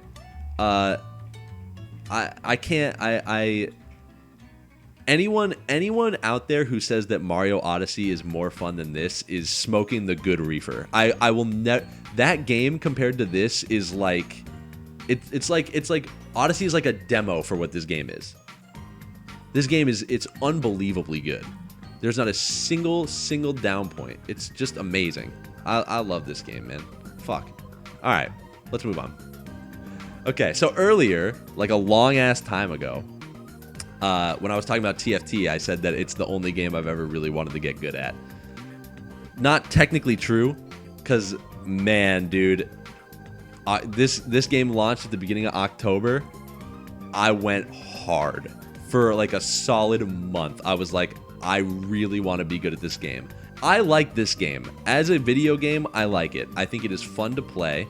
I played about 100 hours of Overwatch 1 at launch, and then I stopped playing when they released I don't know, some character, and then I never played again until Overwatch 2 came out. So here's my thing with Overwatch 2, and honestly the reason that TFT is like my favorite game ever is that, you know, like in any other competitive, specifically shooter, but most competitive games, right? Like there's the gameplay half, and then there's the like game sense half. So the stuff I find interesting in this game is just like learning the language, right? Learning like what abilities the characters have, like what voice lines indicate what stuff, team comps, and like what to be looking for, who you should be shooting at, what you should be doing at any given time. Like there's a lot of variables to this game, and there's just like a lot of room to get better at it. I had a very enjoyable climb from like the bottom of bronze to like the middle of silver. But then eventually you do just hit the point where like you kind of have to be good at the game. And at that point I lose interest because like I would rather I would rather develop any other skill than like my mechanical skill at a shooter. For some reason that's just like not something I want to be sick at. I am okay with being like not good at shooters, and the people I play in Overwatch are the people who like you don't have to have good aim with, because I don't want to aim. I don't care. So yeah, I don't know. I had a lot of fun with it. I'm probably done with it though. You know, there's only room in my heart for one ranked grind, and that's TFT.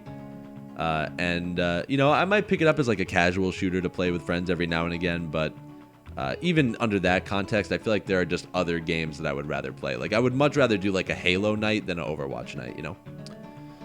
So I don't know. And then also, of course, there's like the obvious, right? Which is that like, what a sorry fucking excuse for a sequel. Like, Jesus fuck, man.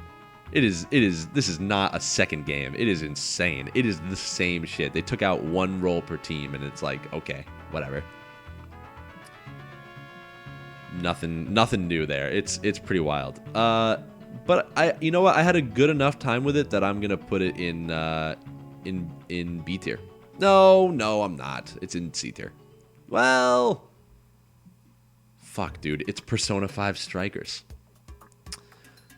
I can't. It's how it has to be. Okay. Now, also earlier, I said that I was playing. What rhythm game was I playing? Where is it at? I don't know. I was playing some rhythm game, and I was like, "There's another rhythm game that I like more." This is the new hotness, man. Muse Dash. Thank you. So one of my favorite games from 2021 that I have not really had the chance to play much of this past year was Beatmania 2DX. I would go to like the Round 1 arcade and play on the 2DX cabinets. Can I just get some fucking gameplay, please? Yeah, here, look at this llama thing.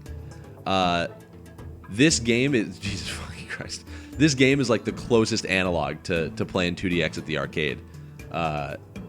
It's great. There's something like this in Osu, but it's nowhere near as polished. And this game has its whole own soundtrack to it with really like excellent music too. The visuals are cool. It's just fun to play. Pyro, we should play again sometime. We should play. I just love rhythm games, and this is like, it's. I mean this in a good way. They yassified 2DX. Like it's just very polished and like pleasant. So, which is not usually how I use the term, but I like. Oh, hold on, I'm on the wrong thing. Switch me over. I like 2DX a lot. I mean, fuck. DJ Max a lot. It's A tier. It's freaking Kafid, man. I beat this game for the first damn time this year.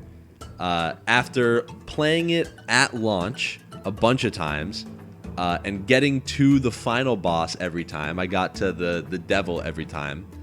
And I never beat it. I just never did. Until this year, I sat down and I replayed the entire game from the start, and I beat the final boss, and I loved it. I think this game is amazing. It's the perfect length of a game for me. It took me about maybe 10-ish hours. It has a good curve in difficulty. The bosses are all really fun. The music is outstanding. The run and gun stages I actually don't like that much. I don't love them. And then also, once you beat the final boss, you unlock like expert mode, which is just fucked. Like some of the expert mode levels are actually psychotic. So I have not gone and done all of those. Yeah, the running gun stages, I feel like the game would have been better without, but they were not horrible. So the game it is hard, but it's fair. Yeah, Cuphead is sick. So Cuphead is honestly, I think it's goated. It is a game that I would play again. It takes a lot for me to replay a game. So I think Cuphead is great. I think it's really good. All right. Okay. Thank God we get a layup though, right? We get a freebie. And like, do I need to talk about it? I would vote no. I would vote. Although, do you like that I used Northern Lion episode 1? It's the GOAT. It is the best. It's the best roguelike that exists. It's the game I have the most hours in. It's the game I still play all the time. I still haven't unlocked everything because I'm bad at it, which is cool. And I can't wait for the day that I finally do. It's fun every time I play it. It's the go-to. I love this game. I own it on like every system I have. It's just fun to play. It's just great. And Repentance continues to be sick. And they put out a couple dope updates too. Like they put out that huge rebalance update this year. It's just the best. It is a really awesome game. I love The Binding of Isaac. I really do. I really do. Another layup, am I right? No. Absolutely not.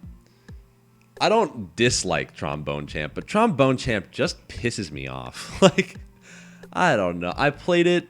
I hate the idea that like this is supposed to be funny. Yeah, can't we make a simple rhythm game that is cool like this without having the guise of humor over it? We need there is a I can't believe how many platformers exist in the world and how few rhythm games exist in the world. The reason I played Trombone Champ is because I love rhythm games. And I will play them all, especially if they have mod support. If this game did not have mod support, no shot I buy this shit. Are you kidding me? All the classical stuff is so stupid. That's like the humor thing. But like the custom maps, first of all, there are a fucking ton. And like they're fun to play. Like there's a custom map of the 8-bit big band Katamari cover which like uses a lot of horns and saxophones and stuff. And so it's kind of cool to play that in this game because you're like playing the trombone alongside like the orchestra. Like it's cool, you know. So there's a lot of cool custom maps, and I feel like, you know, I haven't looked in like a month, but the ones I saw were like kind of cool. So hopefully they're getting better, and it's something I will check out again. But I just wish that we could get games that are like this that don't have to rely on like that kind of editing. But Trombone Champ is B tier. It's Mario Maker. Oh, it's the Jackbox Party Pack 3, except it's actually just Trivia Murder Party. So Trivia Murder Party is the other Jackbox game that I think is absolutely sick. By the way, world's biggest Quiplash hater right here. You could pay me not any amount of money. I would do it for a number, but I hate Quiplash. I do not like Quiplash. I will not play it. I don't like it. It makes me mad. I hate it. I hate it. I hate it. But I love Trivia Murder Party. Trivia Murder Party I'll play all day. And also the sleeper hit of Party Pack 3 is Guespionage. You guys got to play Guespionage, dude. Guespionage is peak. My family loves Guespionage. We play that all the time. But ultimately, at the end of the day, I'm not going to rank this any differently from how I'm going to rank the fucking other one. Yeah. Well, yeah, no, it's A tier. I love Jackbox. Jackbox 3 and 4 are peak. I have not played any after 3 and 4. I played like a couple of like I played like the Among Us one and whatever. But the last one I bought was 4. All right, so Earth Defense Force 5. Once we beat Earth Defense Force 4.1, we got Earth Defense Force 5. And wouldn't you believe it? It's literally the same game. It is exactly the same fucking shit. Yeah, I don't know what is up with this camera angle, but like, you're just shooting aliens, and then let me fast forward a little bit. Hold on. Okay, and now so now it's bugs. Bring it back. Yeah, giant spiders. Yeah. And then I'm sure if I go a little farther, there'll be like a dinosaur somewhere. It's all the same shit. Is it good though? It's fucking awesome. It is like totally mindless, brainless, just like shoot big thing. It's so sick. I love these games. They're super fun. So you should do them. You should play them. Where did I put the first one? Where's Earth Defense? Oh, there it is. Okay, it's an A. That's what I thought. Dope. Oh, fucking finally, dude. I love this game. I absolutely love this.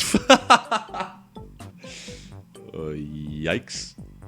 I love this game. I really do. It's fascinating to me that someone who will not play Mario and Rabbids because it is a locked, consistent 30 FPS was able to tolerate this game, which hit 30 FPS once every 3 hours for about 20 seconds. I have so much I could say about this, but at the end of the day, I think that like the general opinion that you can hear from people about this game is exactly how I feel about it, which is that if this game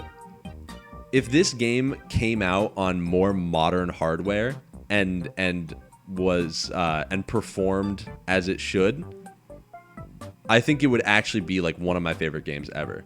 Which Legends Arceus already was. They just nailed it. Like they Pokemon open world was always this like inevitable thing, right? It was always gonna happen eventually because it had to. And they did it here, right? Because Legends was like only kind of open world, and it was not a traditional Pokemon game.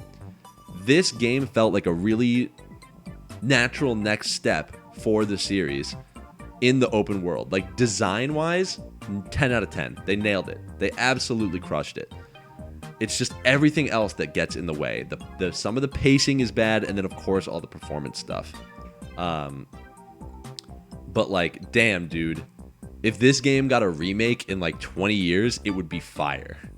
This is why I'm very hopeful for the future. Like, the dream, obviously, is just like a fully open 3D Pokemon MMO.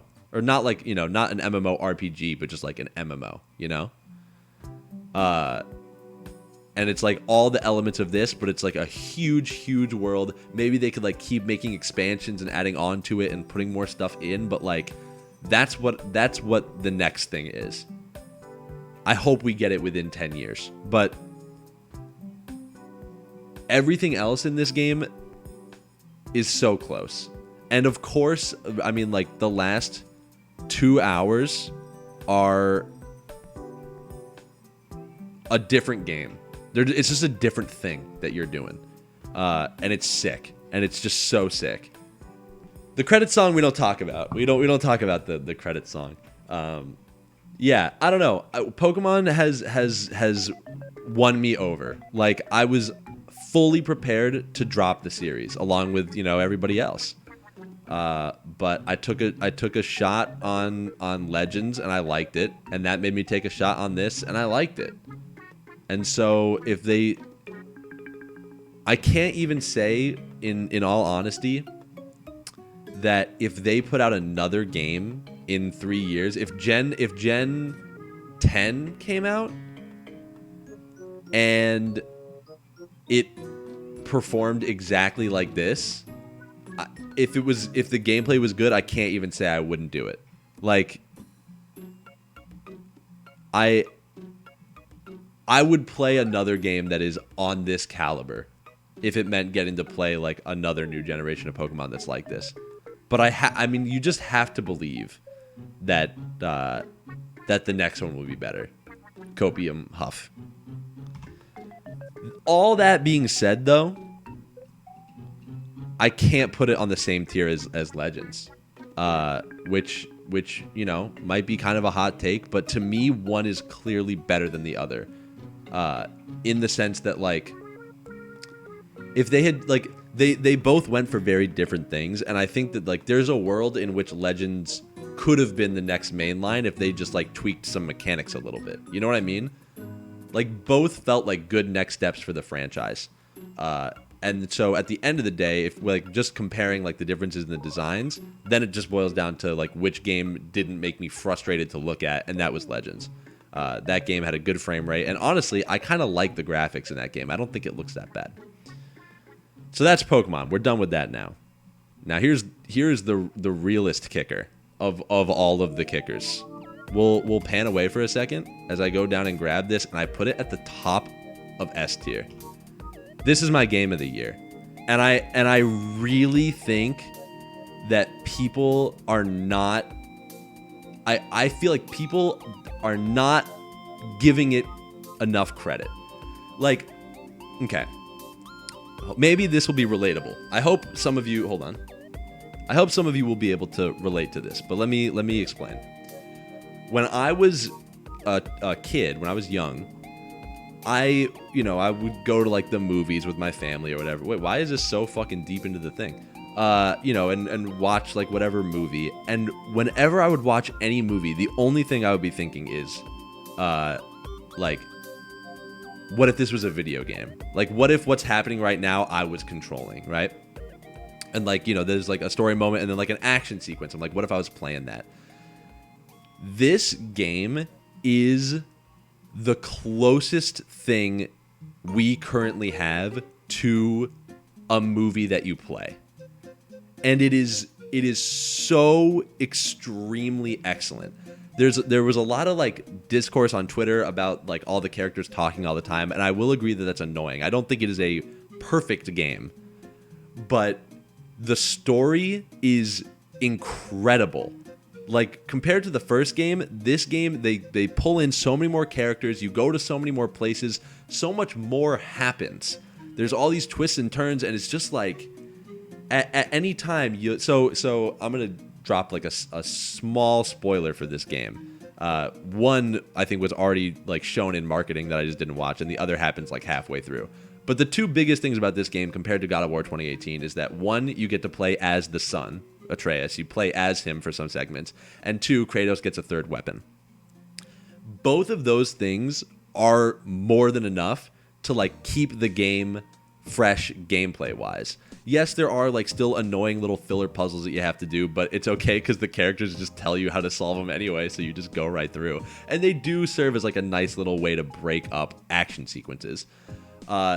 But what's really cool, and I really have not experienced this in any other game except this one, is that the side content is indistinguishable, in my opinion. Like, yes, you know that at the end of it, you're not going to, like, be progressing the story, but otherwise, like, characters will have entire conversations. You will learn more about characters, and they will like develop and grow through conversations they have in the side quests, which is so fucking cool. Like if you are the type of person that can get invested in a story, you gotta play God of War 2018, and then you gotta play this game because it is thrilling the entire way through. And honestly, the last 2 hours of this game like pass like Avengers Endgame in quality to me. Like it's visually and story-wise and overall production, it is more fantastic than any Marvel movie. And you get to play this one. Like you control it and you experience it. Man, the last couple hours of this game are like an 11 out of 10. Amazing. And that's just to say that the 10 out of 10 hours before also were consistent.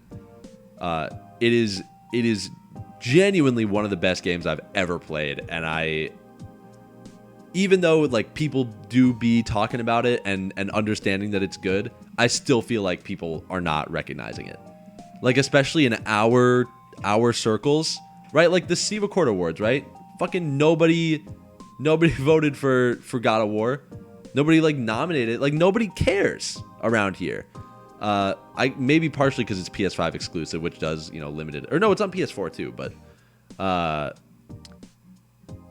it's getting painfully little attention, and I really think that like people don't understand how like lucky we are that we get something like this. I think we take it for granted a little bit because for a long time we've had games that have like good cutscenes and good writing and all that stuff, but we've never had anything that's like this. This game is a living, breathing story. Also, this little squirrel guy is voiced by ProZD, which is cool. So yeah, and the combat is amazing. Like the combat in 2018 was already fun. The third weapon on Kratos is way fun. And then Atreus' combat's really fun. And also they do this thing where like in 2018 you only have one partner and it's Atreus. But in this game, because Atreus has grown, he gets his own partners and then Kratos gets different partners. So you like have different moves that you can use. You can like upgrade different things. It's just like, it's excellent. It's excellent. It feels like a major motion picture in a video game. And I just like, even when you think of Elden Ring, which also had insane production value and is a fantastic video game, this game feels like a piece of cinema that they made a game, whereas Elden Ring is very much just like peak video game. You know what I mean? And I think that like it's very like I love both games. Elden Ring's probably my number 2 if I was ranking them like that, but I have seen games be really fun, but I've never seen games be good like this game is good. I've never been so invested in a game's narrative and had as much fun playing that game. Like usually if the story is good, I'm playing the game for the story, not because the gameplay is fun. The only thing I will say is that they nerfed the axe in this game, so you can't just like spam throw it over and over, which is fair. Because it does kind of force you to be more creative with your options. But yeah, I love God of War Ragnarok, and God of War 2018 is $20 on Steam. And what I do think is fair to say is that if you play all the way through God of War 2018, or even just like play some of it and you're like, I don't like the gameplay, then Ragnarok is not for you. It's not going to change that for you. The gameplay is like pretty one-to-one. You have some more options, and playing as Atreus changes it up a little bit, but in general, it feels like this game could have been like a DLC for the first one, which is fine. Like I like the gameplay, so it works out. But because if you are interested in this game, you would have to play the first one anyway, you should just play the first one, and then if you don't like it, don't like go to this one. You do not have to play the past God of War games to understand 2018. I don't think so. All you have to know is that like there were previous God of War games and that like those were based in Greek mythology. That's pretty much it. And that like Kratos like killed some of the gods and knows some of the gods, whatever. If you know that much, then like that's pretty much all you need. You're good. That's what I knew going in. And then, of course, once I beat God of War 2018, I watched the Joseph Anderson 3-hour God of War Almost a Masterpiece video essay. And then I proceeded to watch it, I'm not kidding, like 30 more times. I've watched that video so many goddamn times. If he puts out a video essay on this game, I'm there. I'm in the front row. I'm right there. I love that guy. He makes good videos. I fall asleep to them all the time. Anyway, God of War, game of the year. It's just ridiculous. It's just insane. And like as I was playing it, I was like posting reactions to it in like a Discord channel I was in. I was like, damn, this game is crazy good, and just no one was saying shit because no one cares. It's you know, it's like I don't know. I don't get it. People are sleeping on the game of the year. is all I'm saying. So onward we go. We gotta wrap this up. Deep Rock Galactic. Isn't this crazy that I played this game like this fucking morning? I actually played it a couple weeks ago with a friend, and that's why it's on here in this order. But then by chance, I played it again this morning. I like this game. It's you know, I don't have much deep thoughts on this game. I'm not playing it that much. I just started playing it again. I kind of want to play it some more. I might be down to play it some more. But I don't know, mission based, just like drill around, kill some bugs, get some stuff, do your mission. You're a dwarf, you're digging a hole. It's co-op, it's fun. Yeah. I do like it. Honestly, I like it more than I'm expressing. It's an A tier game for me. I've put a lot of time into it, and I really wanna get more into it. Yeah. Honestly, I might start playing it single player this year. Because I'm really interested in like the upgrades and stuff. It's fun. It seems chill. Right, yeah, look at that. Isn't that crazy? Look, that's me down there. Wait, I'm over. Hey, buddy. That's my buddy down there. Yeah, and then I'll backpedal one, right? Okay, yeah, so Pokemon Emerald Rogue I played for one session. And was thoroughly impressed. Honestly, it's a little too sweaty for me, I think. Like, if I wasn't streaming it, I would be fucked, and it would just be over. So, yes, the fact that it is a ROM hack is extremely sick. And it's just so well done. Like, it's really, really well done. And it's something I would play more of if I was better at Pokemon. But I think, like, Twitch chat helped me out when I was playing it. But I think, like, me winning this game is, like, not possible. I don't think it's going to happen. I might give it another run or two over the course of the year. I'm not, like, not interested. But, yeah, I don't know. I'm going to say it's Pokemon Emerald Rogue. I'll give you a B tier. No, a B tier. Yeah, I like it. I like Pokemon Emerald Rogue. Super Mario World. This is not Deep Rock Galactic. I don't know. Fucking, like, hang me if you want. Super Mario World is fine. It's Persona tier. Maybe it's Persona tier. I don't know. I had fun when I was playing it the other week. We got some funny gifts out of it. That was cool. But I don't know. It doesn't excite me that much. I understand that there's like a lot of the game I haven't seen yet, at least according to Blue Nugget, and I'm inclined to trust him. So I'm looking forward to like seeing some of the other levels. It's Mario World. Honestly, the only reason I started playing this is because Justin showed me that like Vaporwave theme from that one ROM hack, and I wanted to play the ROM hack, but then I decided I should play the original Super Mario World first.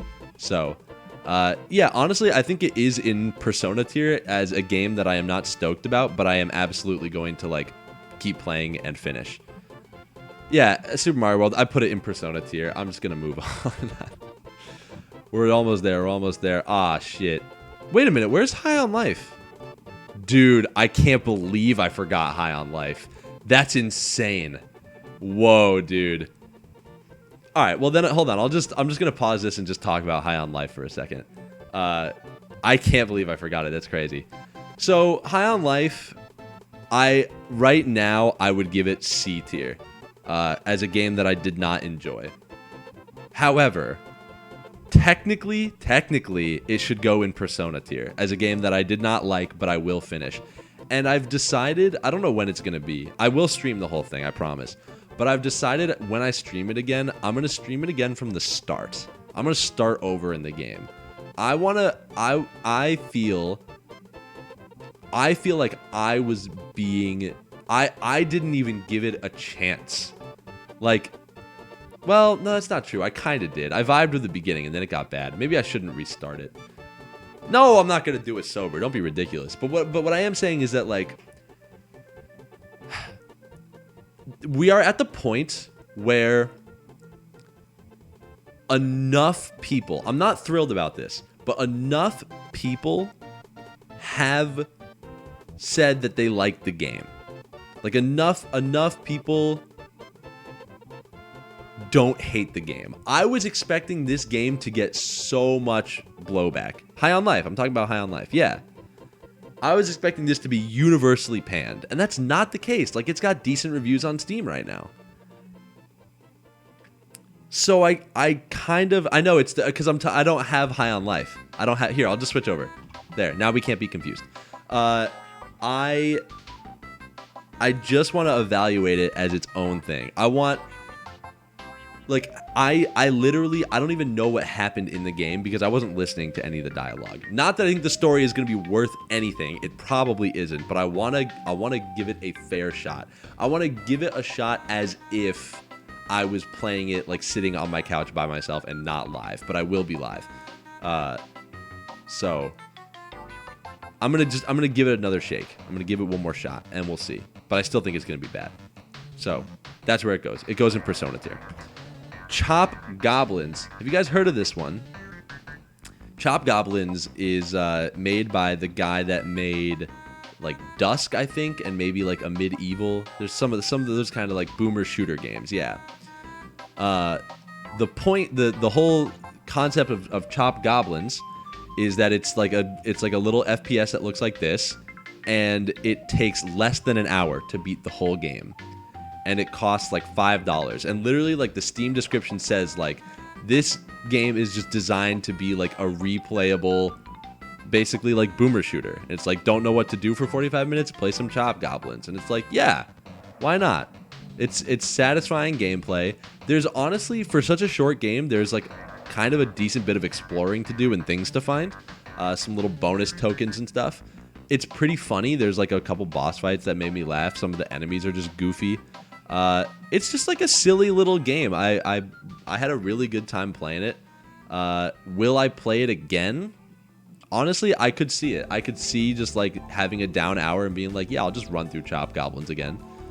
Some of the weapons you get later are pretty wacky, and yeah, I don't know. I did not expect like myself to enjoy this game as much as I did, but I mean, obviously played through it in one sitting and had a good time, and I was like, I could go for more. So Chop Goblins is good. It's nothing revolutionary. It's a B tier. B tier for Chop Goblins. Okay, keep me going. Age of Empires 2. Look, I played it once, like a week ago, 2 weeks ago. I don't fucking get this game. It's like I played it with a friend who had also never played it, and then he was just like doing a bunch of stuff, and I was like, whoa, man, I don't know what's going on. This game is for a different kind of person. There's a small part of me that does want to like do the homework, actually like learn the shit and figure it out. But the more realistic part of me is like, I'm probably just gonna replay Kirby in the Forgotten Land instead, So,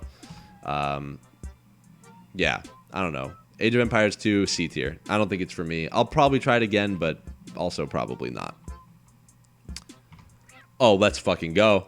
We're so grateful that at the end of the stream we get another freebie. I lied about God of War Ragnarok, by the way. Realm of the Mad God Exalt stays winning. Realm of the Mad Goat. Fucking no. This game goes in, honestly, dude, Realm of the Mad God. That's where you go. It gets its own. It gets its own. Gets its own tier. It stays winning. Honestly, and Hamster, I don't know if you caught wind of this, but like the Cutsmith fire went out faster than ever before this year. Like we did We played the game, and after like an hour, we were just like, you know, it's still just Realm of the Mad God. I do think that I mean, and then we played Salty Bet. Dude, if I had Salty Bet on here, Salty Bet would be S tier 100%. Look, there's a reason that we play the game once every year, and it stays, you know? I don't particularly care for this game. And so what I am so happy to do is I am still so happy to play it once a year for the rest of my life. I'm committed. I will do it, even if we only play for an hour. Just the fact that like we would all get together and do that is kind of dope. And then if we like do other shit after, that's also dope. But in general, it's fucking Realm of the Mad God. I can't believe I'm still on this. Can I go on now? I'm leaving. Oh gosh, it's Don't Starve Together. I'm glad Amity's not here. Oh fuck, what'd I do? Move that down. Yeah. Don't Starve Together goes in the C tier as a game that I don't understand and honestly am unwilling to understand. So you could say in theory that we've been playing this together, but we went in to play and no one told me what to do, and they were like, oh, just like walk around and have fun. And I'm like, well, I don't know what is happening. Honestly, straight up, I hate how this game looks. I do not like the art style. I think it's cringe and weird. And then you know, they put down like the science machine, and then all of a sudden there's like a million things to craft, and I'm like, can't we just fucking play Minecraft? I mean, I wouldn't play that either, but like, I don't know, man.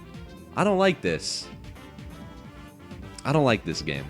And I could sit here and talk for like 20 more minutes about it, but I want to leave. So I'm gonna move right along, and if you really care about my detailed thoughts about Don't Starve Together, you can hit me up separately. Second to last one is a bit of a surprise. I don't know that I told anyone I was playing this game, but I started playing Pikmin the First a couple days ago because I have never played Pikmin before, and it's like the one Nintendo franchise that has always just kind of existed. I had Pikmin 3 on Wii U because I got it free when I bought Mario Kart.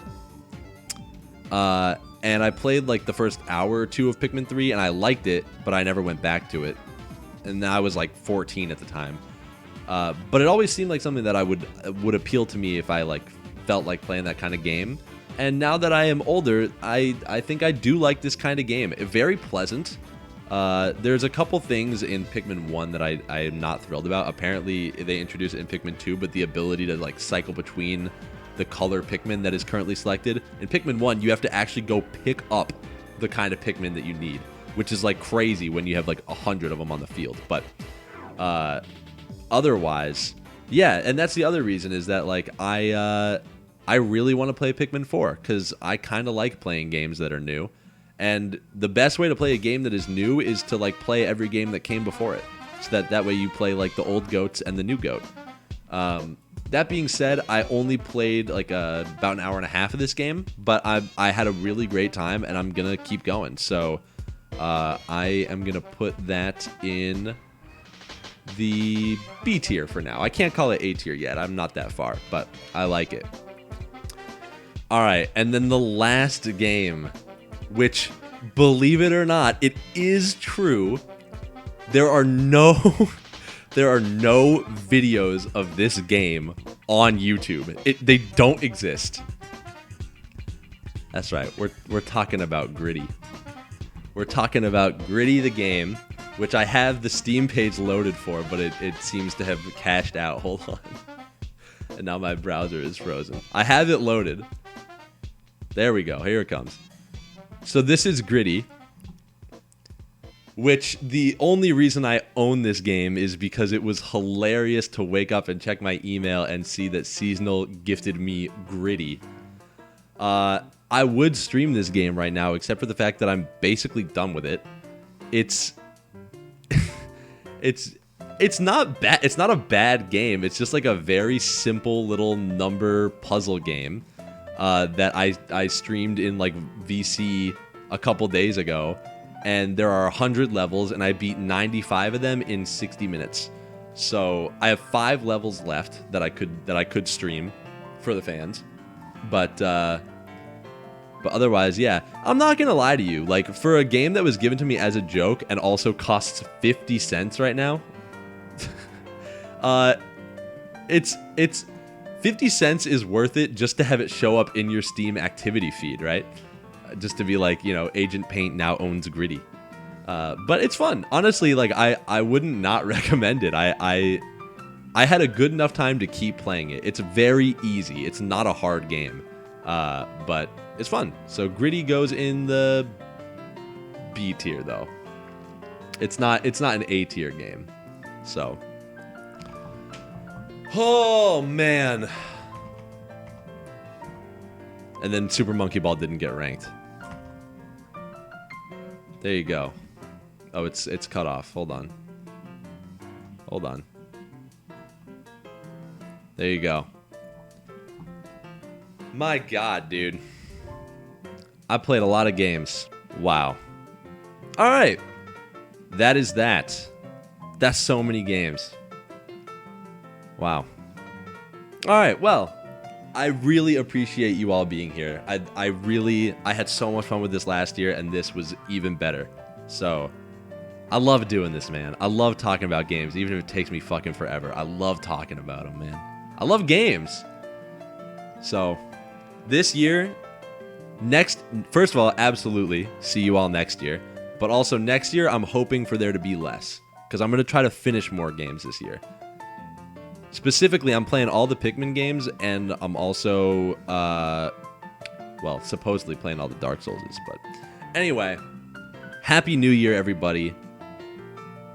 Have a great year. All right. Have a good night, y'all. Take care.